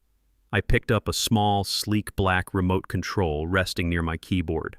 I pointed it directly at the large flat-screen monitor mounted on the far wall of the office and pressed a single button. The large screen flickered to life, illuminating the dimly lit office with a bright, crisp glow. Megan turned her head slowly, her confidence evaporating as she stared at the high-definition display. The screen showed a flawless, crystal-clear, ultra-high-definition video feed of the exact room we were standing in. When the Horizon Urban Development Group officially partnered with me, they did not just leave my old rusted garage as it was. Their corporate security division had quietly swept through the property and installed a state-of-the-art commercial-grade 4K surveillance system. The cameras were practically invisible, seamlessly integrated into the structural beams, but they captured every single square inch of the property with breathtaking cinematic clarity and pristine studio-quality audio. I pressed a button on the remote and rewound the footage by exactly 5 minutes. Megan watched in absolute petrified horror as her own image played back on the massive screen. The hidden microphone captured her voice perfectly, delivering crisp, clear audio. I watched her pour the chemical accelerant. Her recorded voice echoed through the office. I watched him strike the lighter. I will gladly stand up in a courtroom, swear under oath, and testify that my husband committed felony arson. The video continued playing, capturing the exact moment she grabbed her own silk blouse and ripped it open. The 4K resolution highlighted every deliberate scratch she inflicted upon herself, while I sat perfectly still in the background drinking my tea. The indisputable digital evidence of her extortion, her willingness to send her husband to federal prison, and her horrific attempt to frame me for assault was all permanently documented. The color completely drained from Megan's face, leaving her looking like a terrified ghost. Her hands began to shake violently as she clutched the torn edges of her blouse, trying desperately to cover herself. I pulled out my burner phone, linked it to the secure Horizon server, and downloaded the encrypted video file. "I am not going to call the police on you, Megan," I said, my voice low and completely devoid of mercy. "I am going to do something much worse." I selected Cameron contact name in my phone, attached the high-definition video file, and hit send. The message delivered instantly. I looked up at her terrified eyes. "I just sent that video directly to your husband," I told her. "He now holds crystal-clear evidence that his loving wife just offered to sell him out for felony arson in exchange for a house deed. He knows you are a traitor. Now get out of my building before I send the same video to the district attorney." She let out a choked, panicked sob, turned on her heel, and sprinted out of the office, fleeing into the cold industrial yard. That evening, the explosive consequences of that video manifested with brutal efficiency. As the sun set over their wealthy suburban neighborhood, the quiet streets were suddenly bathed in flashing red and blue lights. Multiple police cruisers slammed on their brakes in front of Cameron and Megan's house, responding to frantic noise complaints from their affluent neighbors. The video had triggered an absolute war zone inside their home. Cameron, realizing his wife was actively plotting to send him to federal prison, had completely lost his mind. The police officers rushed through the front door to intervene in a violent, screaming domestic dispute. The couple was actively tearing each other apart, shattering furniture and trading vicious threats, while their entire fake upper-class illusion burned to the ground. They were completely destroying each other, and I did not have to lift a single finger. While Cameron and Megan were busy tearing each other apart in their suburban home, Sydney, and Colin were facing an entirely different kind of absolute destruction. Their highly publicized technology startup was officially bankrupt before it ever actually launched. The lavish gala they threw had completely failed to secure a single genuine venture capitalist. The wealthy investors in the ballroom had witnessed Colin's drunken racist outburst against me and had quietly run financial background checks the very next morning. In the corporate world, nobody invests millions of dollars into a loud, erratic founder who publicly humiliates people and carries a mountain of toxic, undocumented street debt. The funding dried up instantly, leaving them stranded. They were sitting in their rented temporary office, staring at eviction notices and violently threatening text messages from Colin underground lenders. The lenders were promising to visit Sydney next if the cash was not produced within 48 hours. They were completely out of options, out of time, and utterly paralyzed by fear. That was the precise moment Mr. Kaplan executed the next phase of our coordinated attack. Kaplan did not walk into their office himself. He was far too recognizable, and his presence would immediately trigger their suspicion.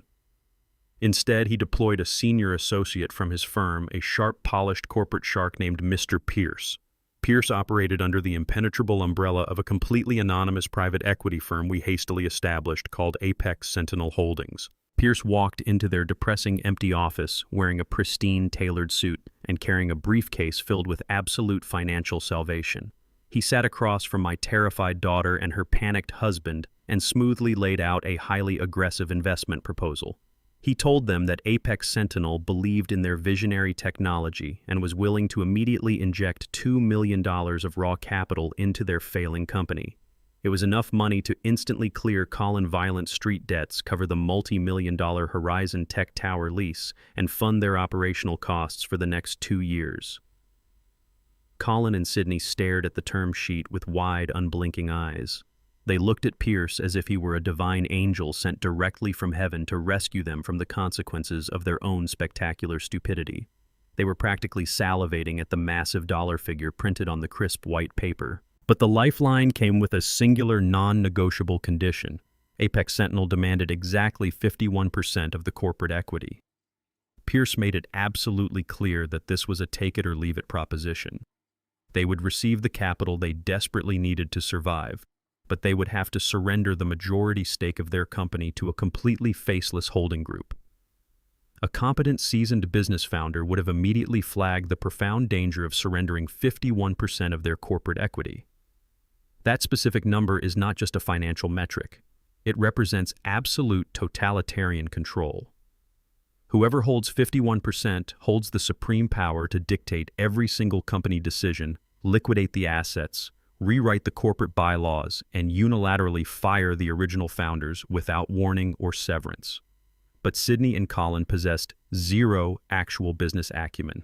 Their entire entrepreneurial identity was built entirely on social media aesthetics and arrogant posturing. They were completely blinded by the immediate influx of $2 million.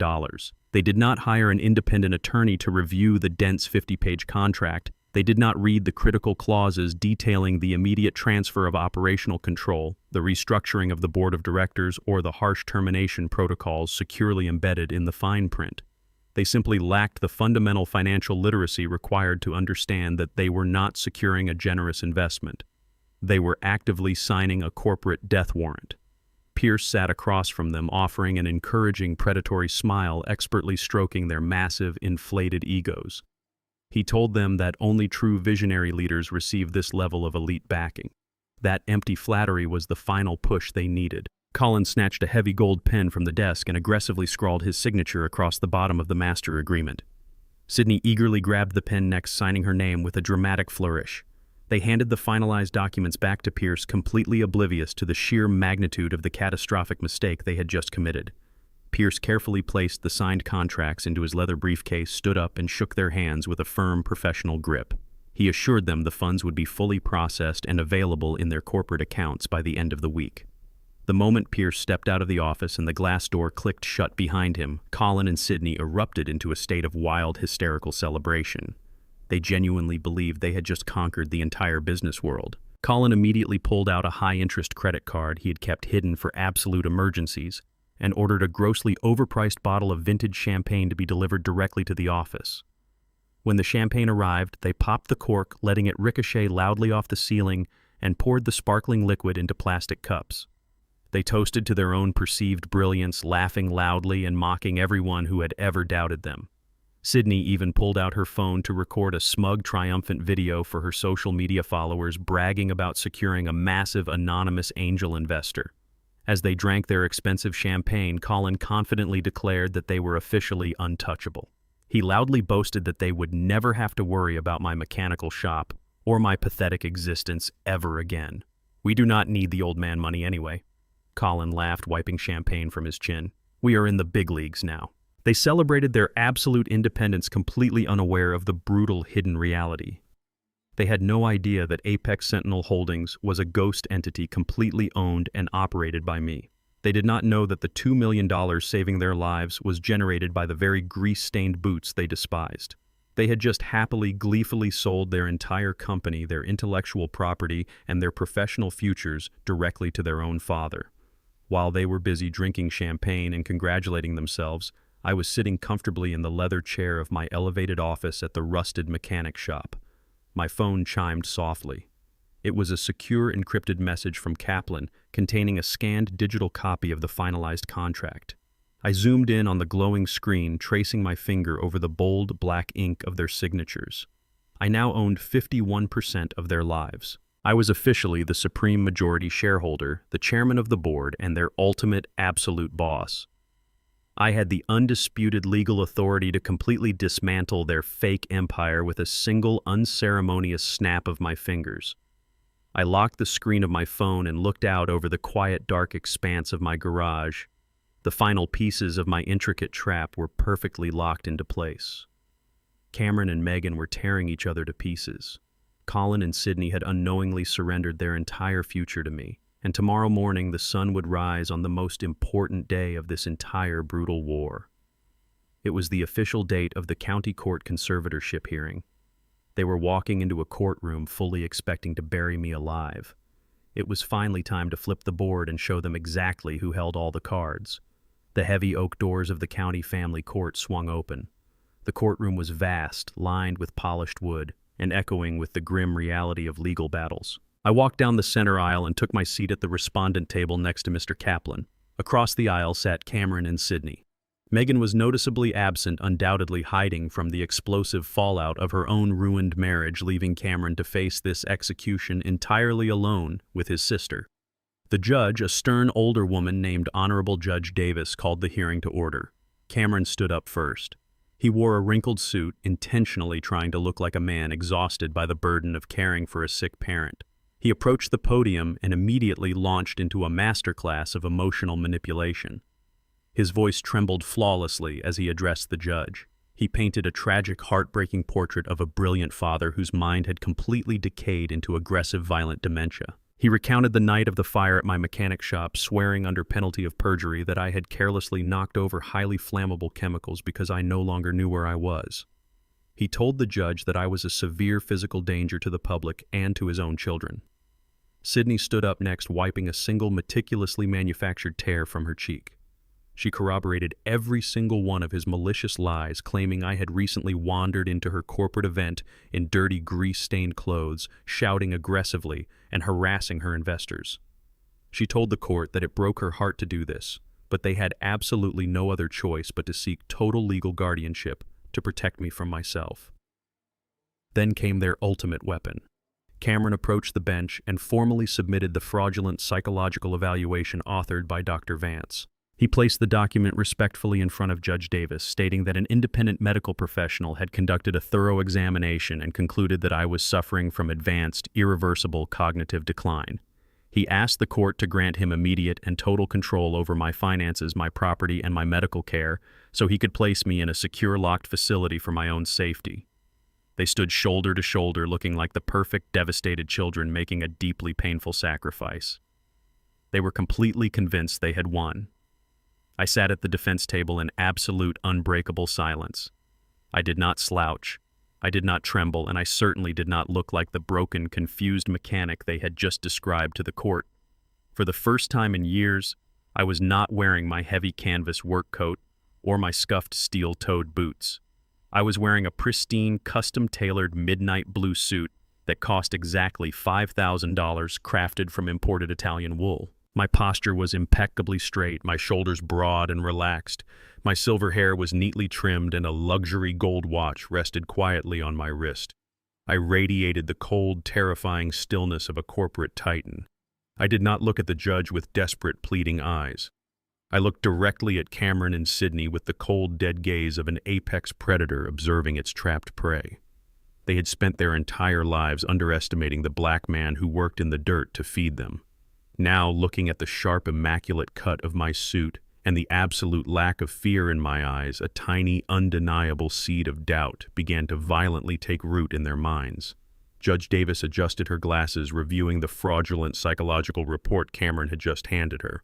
She looked over the paperwork, her expression solemn, fully prepared to process a routine tragedy of aging. She then turned her attention to the defense table, asking if my legal counsel had any response to the overwhelming evidence presented by the petitioners. Mr. Kaplan stood up slowly, adjusting his silk tie. He did not shout. He He did not put on a dramatic theatrical performance. He operated with the lethal surgical precision of a man who held the absolute winning hand. He casually picked up a thick leather-bound portfolio from our table and walked deliberately toward the judge bench. "Your Honor," Kaplan began, his voice smooth and deadly. "The petitioners have woven a deeply moving tale of a tragic mental decline. However, they have committed one fatal error. They decided to commit aggressive documented perjury in your courtroom." Kaplan opened his portfolio and dropped 3 heavy, sealed medical dossiers directly onto the judge desk. "Those are 3 independent, comprehensive psychiatric and cognitive evaluations," Kaplan stated, his voice echoing clearly across the silent room. "They were conducted within the last 72 hours by the chief neurologists at the top 3 state hospitals. All 3 reports unanimously conclude that my client, Mr. Ellis Crawford, possesses 100% cognitive function. His mental acuity is exceptionally sharp, and he is entirely competent. The report submitted by the petitioners was purchased from a disgraced practitioner currently under investigation for medical fraud." Judge Davis frowned deeply aggressively, flipping through the certified medical documents bearing the official seals of the state highest medical authorities. Before Cameron could even open his mouth to stutter an objection, Kaplan dropped the final devastating piece of evidence onto the bench. "Furthermore, Your Honor, the petitioners claim my client is a destitute, confused mechanic incapable of managing his own daily affairs."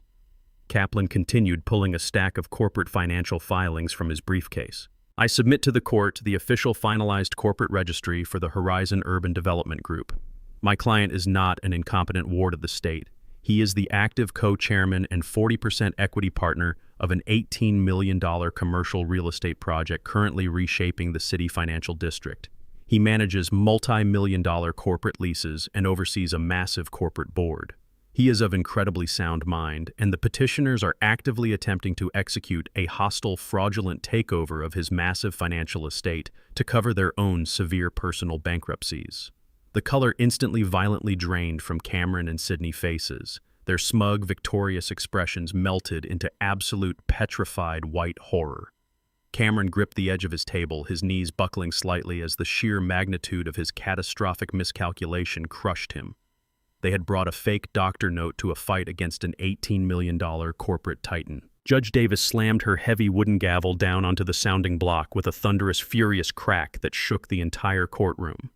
The sharp, explosive sound signaled the absolute death of their fraudulent scheme. The trap had officially sprung shut. Judge Davis stared at the mountain of certified medical records and the finalized corporate registry of the $18 million commercial development project.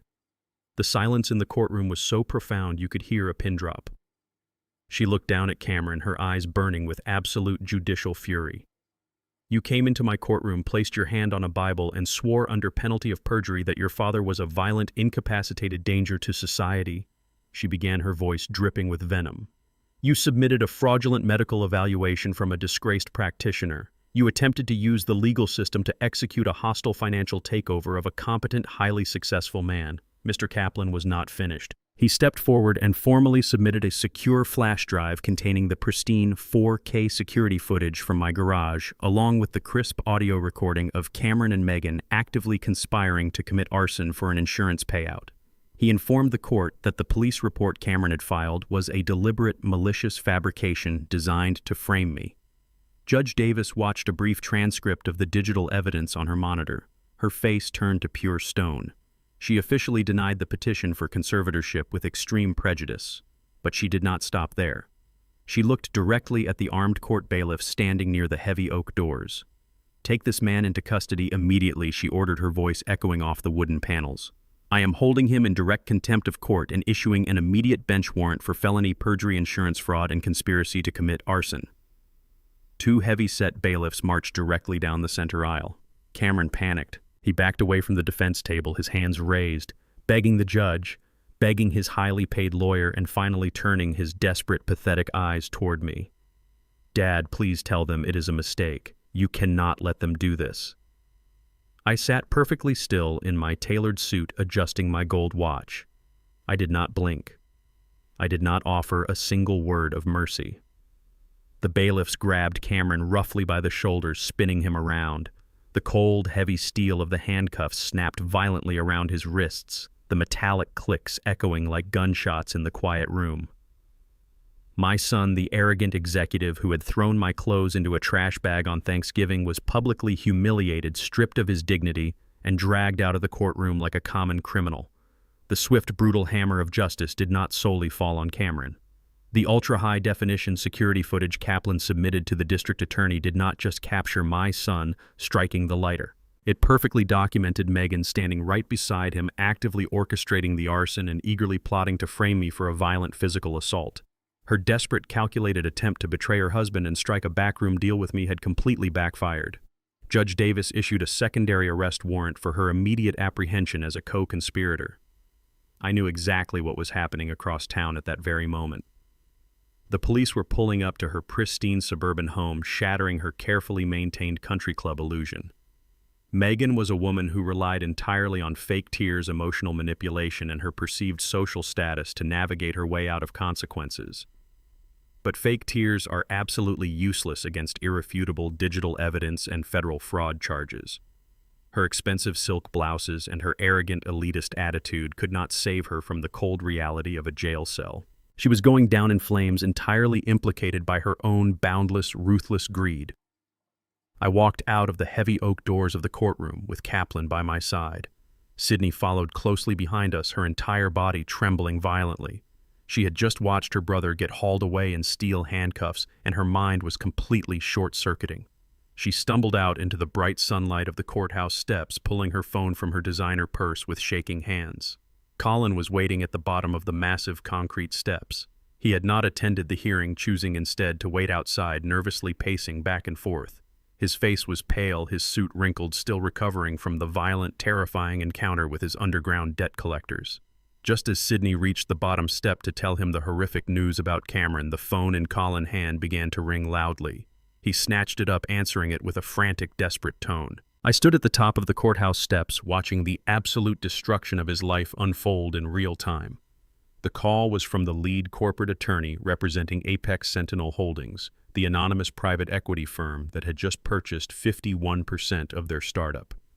I had given the executive board their final instructions an hour before the court hearing began. The attorney on the phone informed Colin that the newly formed board of directors had just concluded an emergency corporate meeting. Due to catastrophic financial mismanagement, massive undisclosed personal liabilities, and a profound lack of visionary leadership, the majority shareholder had officially exercised their right to restructure the executive team. Colin's face went completely blank. The color drained from his skin as he listened to the attorney deliver the fatal blow. They were officially terminated. They were stripped of their chief executive titles, removed from all corporate bank accounts, and permanently locked out of the Horizon Tech Tower penthouse. They had been completely fired from their very own company for poor performance. Colin dropped the phone. It clattered harshly against the concrete steps. He fell to his knees, clutching his chest as if he had been physically shot. Sydney screamed, grabbing his shoulders, begging him to tell her what was happening. When he finally choked out the words, telling her they had just lost the entire company, her knees buckled too. They had sold their soul to a ghost, completely unaware that the ghost was the very man standing at the top of the courthouse steps, looking down at them with absolute freezing apathy. In the span of less than 2 hours, the entire arrogant, parasitic structure of my family had been completely and systematically eradicated. Cameron was sitting in a police transport van facing years in federal prison. Megan was an indicted criminal whose suburban empire was reduced to ash. Sydney and Colin had been aggressively purged from their own business, stripped of their prestigious titles, and left to face their violent street creditors with absolutely nothing but the clothes on their backs. They walked into that courthouse expecting to bury me alive, and instead, they lost absolutely everything.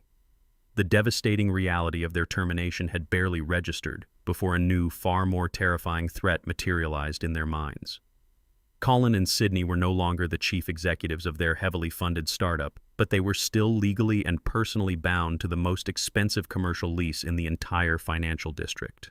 When they signed that paperwork in the Horizon Tech Tower, they had arrogantly authorized a brutal personal guarantee. Without the corporate backing and the massive influx of capital from the anonymous private equity firm, that lease was a ticking financial time bomb strapped directly to their chests.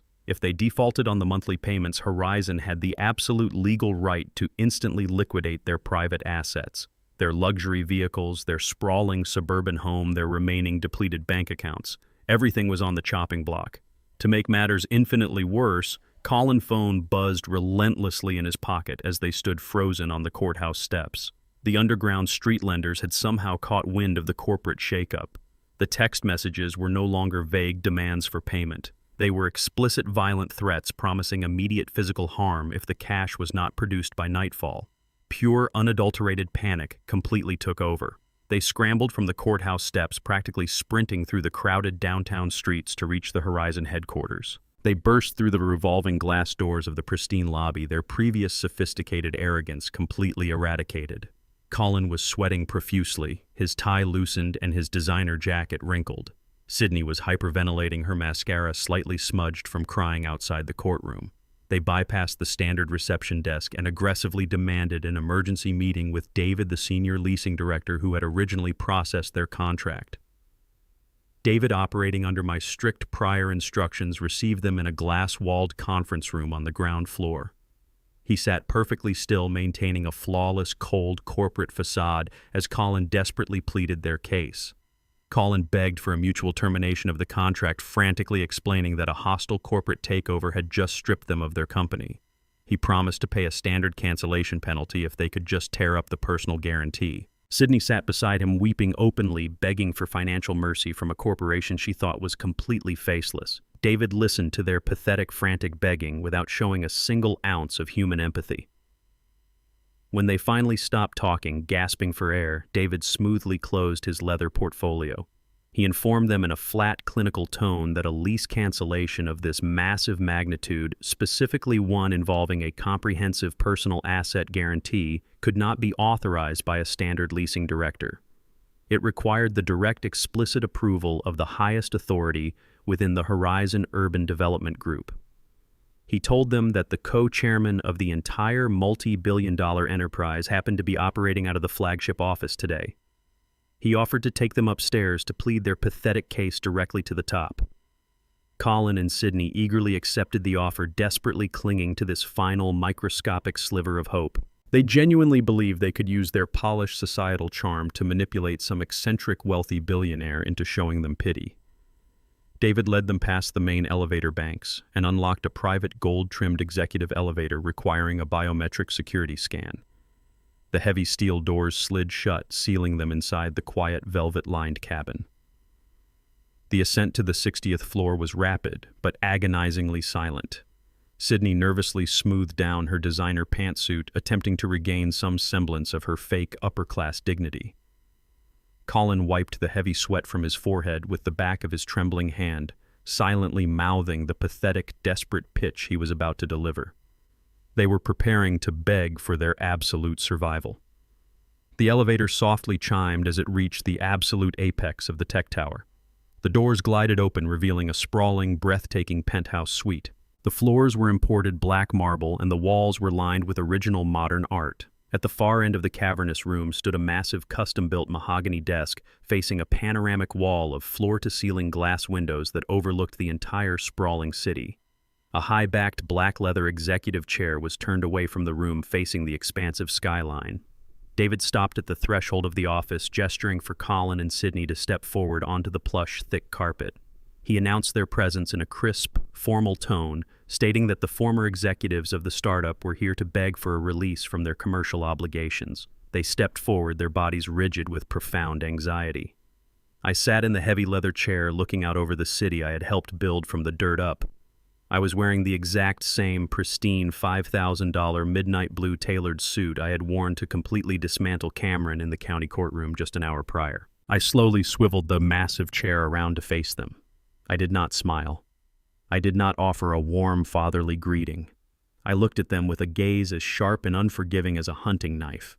The cognitive dissonance hit them with the destructive force of a physical blow. Colin let out a strange, choked gasp, stumbling backward as if he had been struck by lightning. Sydney simply stopped breathing, her eyes widening to impossible proportions as she stared at the man sitting in the billionaire seat. They expected to find a faceless corporate titan, Instead, they found the grease-stained so-called homeless mechanic they had viciously mocked and dragged out of their gala just a few nights ago. "You are standing in my building," I stated, my voice echoing with cold, absolute authority across the silent penthouse. "I own the ground you are walking on. I own the walls surrounding you. And as of this morning, I own 51% of the miserable startup you foolishly sold to a ghost." Colin opened his mouth to speak, but his vocal cords completely failed him. He was paralyzed by the sheer, terrifying magnitude of his own stupidity. "You came here begging to tear up a legally binding document." I continued, leaning forward and resting my elbows on the polished mahogany desk.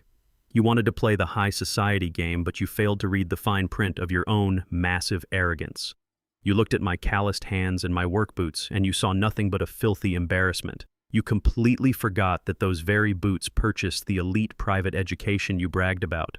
Those grease-stained hands funded the trust account you lived off of for years. The personal guarantee you so proudly signed in this very building is in full effect. You defaulted the exact second my board of directors terminated you. I will not be showing you an ounce of the mercy you aggressively denied me on Thanksgiving night. I will be enforcing the contract to the absolute maximum extent of the law. I will be seizing your house and your cars tomorrow morning." The absolute brutal finality of my words severed the last remaining strings holding my daughter together. Sydney could no longer process the terrifying reality crashing down around her. The crushing weight of her total, inescapable financial destruction completely broke her spirit. The strength instantly vanished from her legs. Her knees violently buckled beneath her. She collapsed heavily onto the plush, expensive carpet of my office, a pathetic, crumpled heap of designer fabric and shattered illusions. She let out a hollow, agonizing sob, finally realizing she had aggressively mocked and abandoned the only man who possessed the ultimate power to save her life. Sydney remained crumpled on the plush carpet of my penthouse office, an absolute portrait of total defeat. Her perfectly styled hair fell in messy strands across her face as she let out harsh, ragged gasps for air. The sheer reality of her situation had completely short-circuited her brain. She clawed at the expensive fabric of her designer pantsuit as if she were trying to tear herself out of a nightmare. Standing just a few feet away, Colin was entirely paralyzed. The arrogant white startup founder who had aggressively mocked my dirty canvas coat and called me a homeless vagrant in front of his wealthy investors was now staring at me with a terrifying blank emptiness in his eyes. His jaw hung slightly open, but no words came out.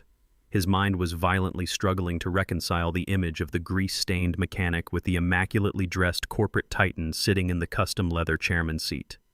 I did not move a single muscle to help my daughter off the floor. I sat perfectly still, resting my hands on the polished mahogany desk, allowing the crushing weight of the silence to suffocate them both. The panoramic view of the city skyline behind me served as a brutal reminder of exactly what they had forfeited. They had spent their entire lives desperately trying to climb to the top of this specific world, and they had just discovered that I was the man holding the keys to the kingdom. Before Colin could finally force a pathetic apology past his trembling lips, the heavy double doors of my office swung open once again. Mr. Kaplan stepped into the room with his signature predatory grace. Following closely behind him, flanked by two massive corporate security guards, were Cameron and Megan. They had been released on bail just hours prior after spending a horrific night in a county holding cell. They looked absolutely wretched. The polished corporate executive and the pristine suburban housewife had been completely eradicated by the brutal reality of the criminal justice system. Cameron wore the same wrinkled suit he had been arrested in, his tie missing and dark heavy bags hanging under his bloodshot eyes. Megan looked completely hollowed out. Her face was pale, her posture defeated, and the arrogant entitlement she usually weaponized against the world was entirely gone. Kaplan had orchestrated this exact convergence perfectly. As part of the multi-tiered asset liquidation process, my legal team had formally summoned all guarantors associated with the intertwined fraudulent loans and defaulted commercial leases to the Horizon headquarters for a final settlement conference. Cameron and Megan walked into the room fully expecting to meet with a faceless corporate liquidation board to beg for a leniency arrangement regarding the Elm Street house and the fraudulent bank drafts. Instead, they walked directly into my slaughterhouse. Cameron stopped dead in his tracks the moment his eyes landed on me. He looked at the massive mahogany desk, the expensive artwork, and the breathtaking view of the financial district. Then he looked at the immaculate midnight blue tailored suit I was wearing. The sheer psychological shock hit him with the force of a physical blow. He staggered backward, bumping heavily into one of the security guards. His chest heaved as he frantically tried to process the impossible scene in front of him. Megan let out a sharp, terrified gasp, raising her shaking hands to cover her mouth. She looked from me to the massive Horizon Urban Development Group logo etched into the glass partition, and then down to Sydney, who was still sobbing uncontrollably on the floor. The absolute, horrific truth dawned on all four of them simultaneously. They had not been outsmarted by a random string of bad luck. They had not been taken down by a faceless corporate machine. They had been systematically, financially, and legally dismantled by the very man they had thrown into the freezing night on Thanksgiving. Cameron Leggs gave out first. The physical exhaustion of his arrest combined with the overwhelming terror of his impending federal prison sentence completely broke his spine. He dropped heavily to his knees on the carpet right beside his sister. "Dad," he choked out his voice, a pathetic, raspy whisper. "Dad, please. I did not know. I swear to you, I did not know." Colin, seeing his brother-in-law fall to his knees, immediately followed suit. The man who had proudly hurled racist insults at me in a crowded ballroom threw away every last ounce of his remaining dignity. He dropped to his knees, clasping his hands together in a desperate begging motion. "Sir," he stammered, a thick layer of sweat coating his pale forehead. "Mr. Crawford, please, you have to stop the asset seizure. The street lenders are going to kill me. They are going to physically kill me if I do not pay them by tonight. You own the company now. You have the $2 million.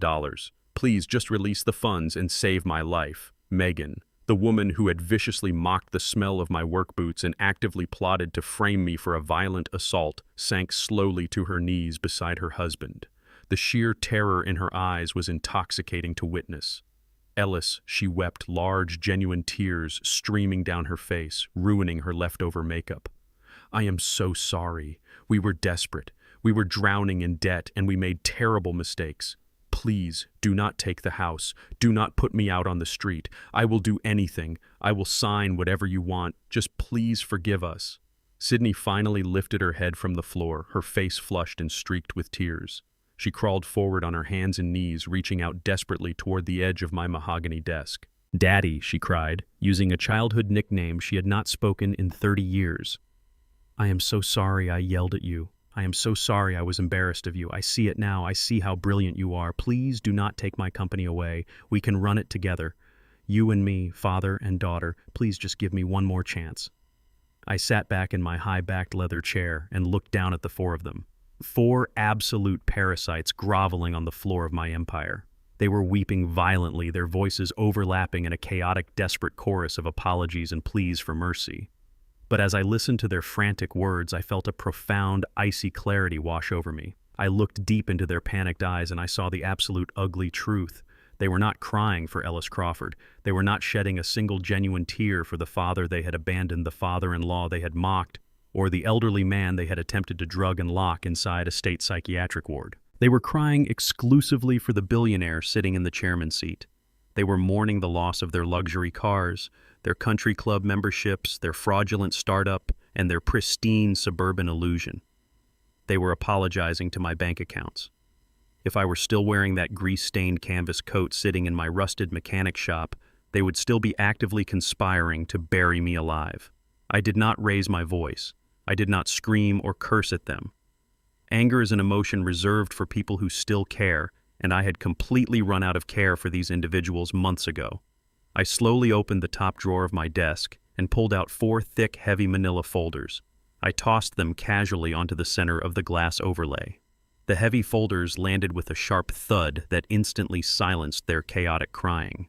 "Those are your finalized consolidated debt reports," I stated, my voice radiating a cold, absolute authority that froze the air in the room. "I instructed Mr. Kaplan to aggregate every single outstanding liability you possess. Cameron, that folder contains the finalized foreclosure notice for the Elm Street house, the default judgment on your high-interest credit cards, and the formal notification that Horizon is seizing every remaining asset to cover the damages from your attempted arson. Megan, your folder contains the exact same financial death sentence. You are both completely bankrupt, and the federal prosecutor is actively preparing your perjury and insurance fraud indictments as we speak. I shifted my gaze to my daughter and her pathetic husband.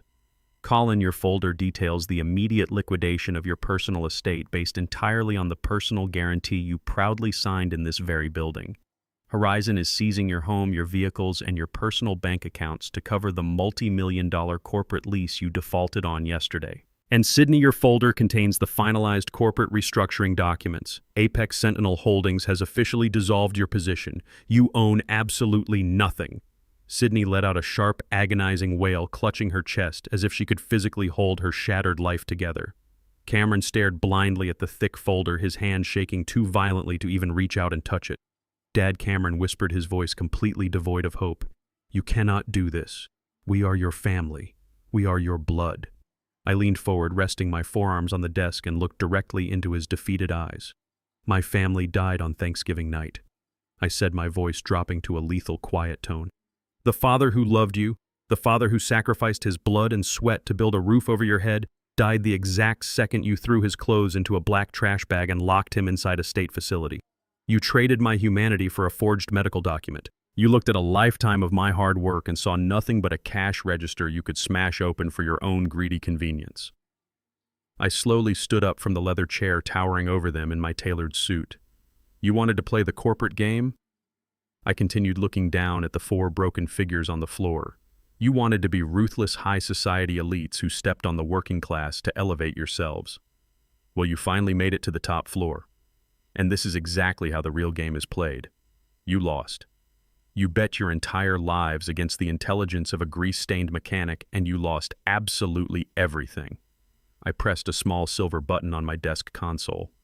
The heavy double doors of the penthouse office immediately swung open. 4 massive, highly trained corporate security guards marched into the room, their expressions entirely blank and professional. Mr. Kaplan stood by the doorway, adjusting his glasses with a dark, satisfied smirk. I do not have children anymore, I stated, delivering the final absolute verdict. Right now, I am nothing more than your primary creditor, and my patience has officially expired. Get these people out of my building. The security guards moved with swift, brutal efficiency. They grabbed Cameron and Colin by the arms, hoisting them roughly to their feet. Cameron tried to resist, letting out a pathetic, desperate shout, but a guard easily twisted his arm behind his back, marching him forcefully toward the exit. Colin simply went limp, allowing himself to be dragged across the carpet like a dead weight, tears streaming silently down his pale face. 2 other guards hauled Megan and Sydney off the floor. Megan was hyperventilating, her pristine image completely destroyed, her voice cracking into unrecognizable shrieks as she realized she was going to be thrown out onto the street with absolutely nothing to her name. Sydney reached out toward me one last time, her fingers grabbing desperately at the empty air, sobbing uncontrollably as the security team pulled her backward toward the heavy oak doors. I stood perfectly still behind my mahogany desk, watching them being physically removed from my empire. I did not blink. I did not feel a single ounce of regret. I watched the heavy double doors pull shut, snapping securely into place with a loud final click. The frantic echoing screams of my former family were instantly cut off by the thick soundproofing of the executive suite. The massive penthouse office was suddenly plunged into an incredibly profound, total silence. The ambient hum of the city below and the soft circulation of the climate control system were the only sounds remaining. I slowly walked around the edge of the mahogany desk and stepped toward the panoramic floor-to-ceiling glass windows. I looked out over the sprawling financial district, observing the towering skyscrapers and the busy streets stretching out for miles in every direction. For the first time in 40 years, my shoulders did not carry the immense, suffocating weight of ungrateful dependence. I was no longer funding the arrogant delusions of a son who despised me. I was no longer breaking my back to finance the vanity of a daughter who was ashamed of my existence. I had systematically, surgically severed every single parasitic tie that had been draining my life and my resources. I stood alone at the absolute apex of the city, completely untouchable. I took a slow, deep breath, letting the crisp, cool air fill my lungs. The silence in the room was not lonely. It was the purest, most intoxicating form of freedom I had ever experienced. The war was officially over. The traitors had been utterly vanquished by their own boundless greed, and I had emerged entirely victorious. I adjusted the cuffs of my tailored suit, looked out at the empire I had built from the dirt, and smiled. The brutal machinery of the justice system and the unforgiving nature of absolute financial ruin moved with a terrifying synchronized efficiency over the next 6 months. Cameron did not serve decades in federal prison, but his punishment was far more humiliating for a man obsessed with his public image. Facing a mountain of irrefutable digital evidence from my security cameras and the recorded audio of his arson conspiracy, he was forced to accept a crushing plea deal to avoid maximum lockup. The judge stripped him of his corporate credentials and sentenced him to 3 years of heavily monitored strict probation alongside 2,000 hours of mandatory manual community service. The former executive who once turned his nose up at my work boots now spends his weekends wearing a bright orange reflective vest, picking up hazardous trash and scrubbing graffiti off the concrete overpasses of the very same highways he used to drive his luxury SUV on. He is a broken, exhausted man universally shunned by his former elite colleagues. Megan fared no better. When the catastrophic reality of her federal indictment and complete financial destitution became public knowledge, her wealthy, upper-class white family instantly and ruthlessly severed all ties with her. They were deeply horrified by the blazing public scandal and absolutely disgusted by her criminal association with arson and fraud. They completely disowned her, refusing to pay a single cent toward her mounting legal defense fees. Her desperate attempts to secure a lucrative divorce settlement from Cameron evaporated into thin air because there were absolutely zero assets left to divide. Horizon had successfully seized the Elm Street house and liquidated their bank accounts. Stripped of her country club memberships, her designer wardrobe, and her affluent safety net, Megan now lives in a cramped, decaying studio apartment on the industrial side of town. She spends her days working a minimum-wage retail job dealing with angry customers and scanning barcodes entirely erased from the high society world she sacrificed her soul to remain a part of. Sydney and Colin suffered a spectacular fall from grace that mirrored a violent physical crash. Without the anonymous $2 million investment and fully crippled by the brutal enforcement of their personal guarantee, they were aggressively evicted from their sprawling suburban estate. The banks repossessed their luxury sports cars, their expensive furniture, and froze their remaining credit lines. With massive underground street debts still looming heavily over their heads, they were forced to flee the affluent suburbs and relocate to a crumbling, roach-infested apartment complex in one of the most dangerous, impoverished sectors of the city. The arrogant, sophisticated startup founder who publicly mocked me as a homeless vagrant is now working 60 hours a week, washing greasy pots and scrubbing the filthy floors in the back kitchen of a decaying late-night diner. Colin comes home every night reeking of stale frying oil and garbage, his hands blistered and raw. Sydney, once a proud tech visionary obsessed with social media validation, was forced to sell her remaining jewelry to a pawn shop just to keep the lights on. She works the graveyard shift doing industrial laundry, wearing a stained uniform completely stripped of her immense vanity and arrogance. They are trapped in a suffocating cycle of poverty, permanently living the exact grueling working-class nightmare they spent their entire lives running away from.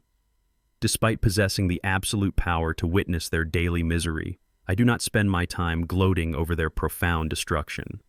I do not drive my restored classic truck past Colin dingy diner to mock him through the grease-stained windows.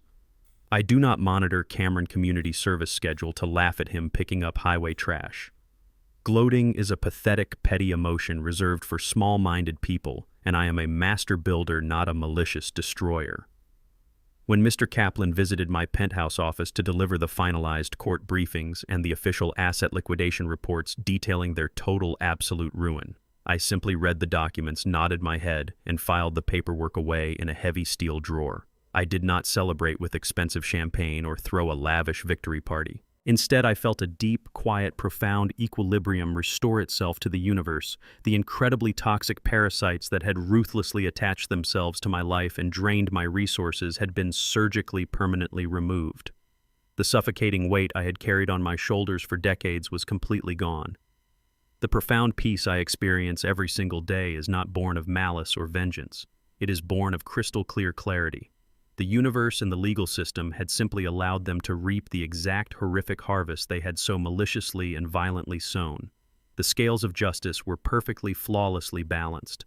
With the heavy burden of my ungrateful family permanently erased, I turned my vast resources and my undivided attention toward building a legacy that actually mattered. The towering skyscrapers of the Horizon Tech Tower project officially opened, completely dominating the city financial district and generating a massive influx of continuous wealth into my holding accounts. But I did not spend my days sitting in a sterile corporate boardroom.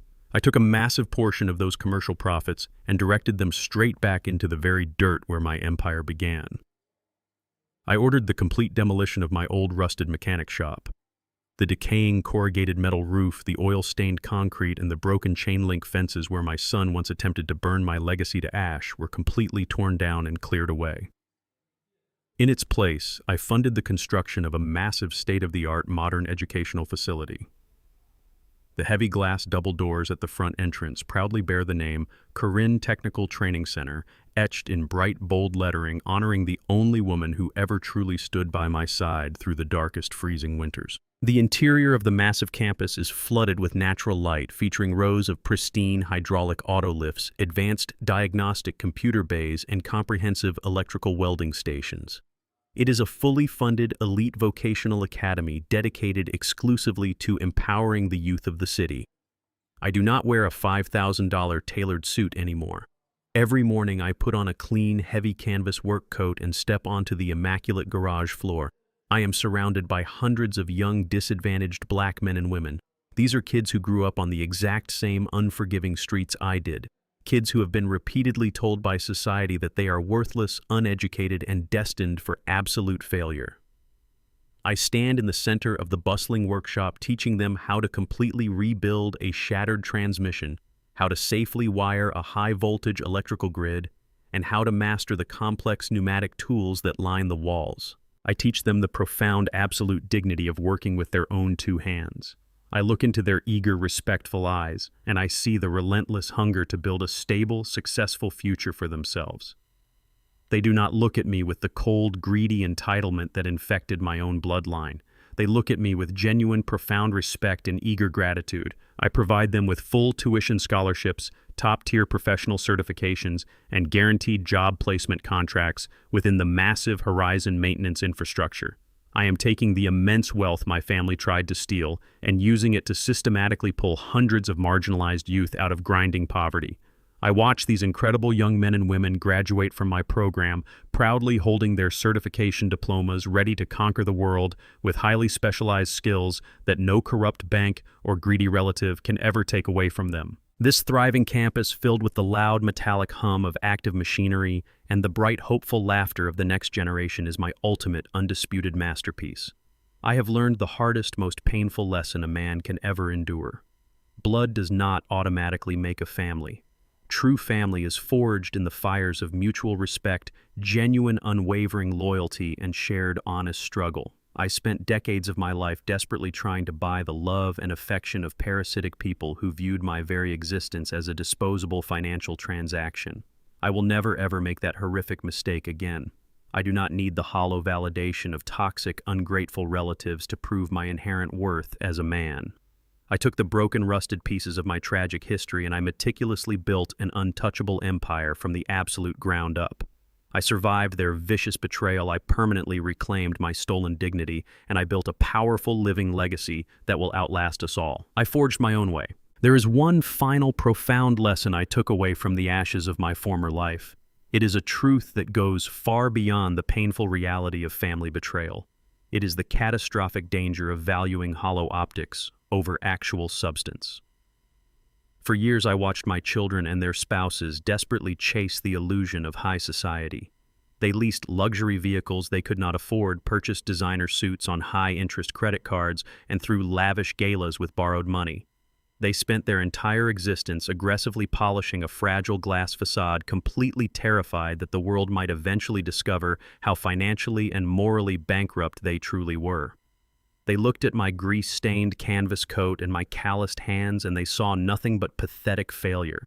They fundamentally failed to realize that real, unshakable power does not need to announce itself with a rented penthouse or a flashy gold watch. Real power is absolutely silent. It is the grit packed deep under your fingernails, the unwavering discipline to wake up before the sun, and the masterful execution of a tangible craft that no bank can ever repossess.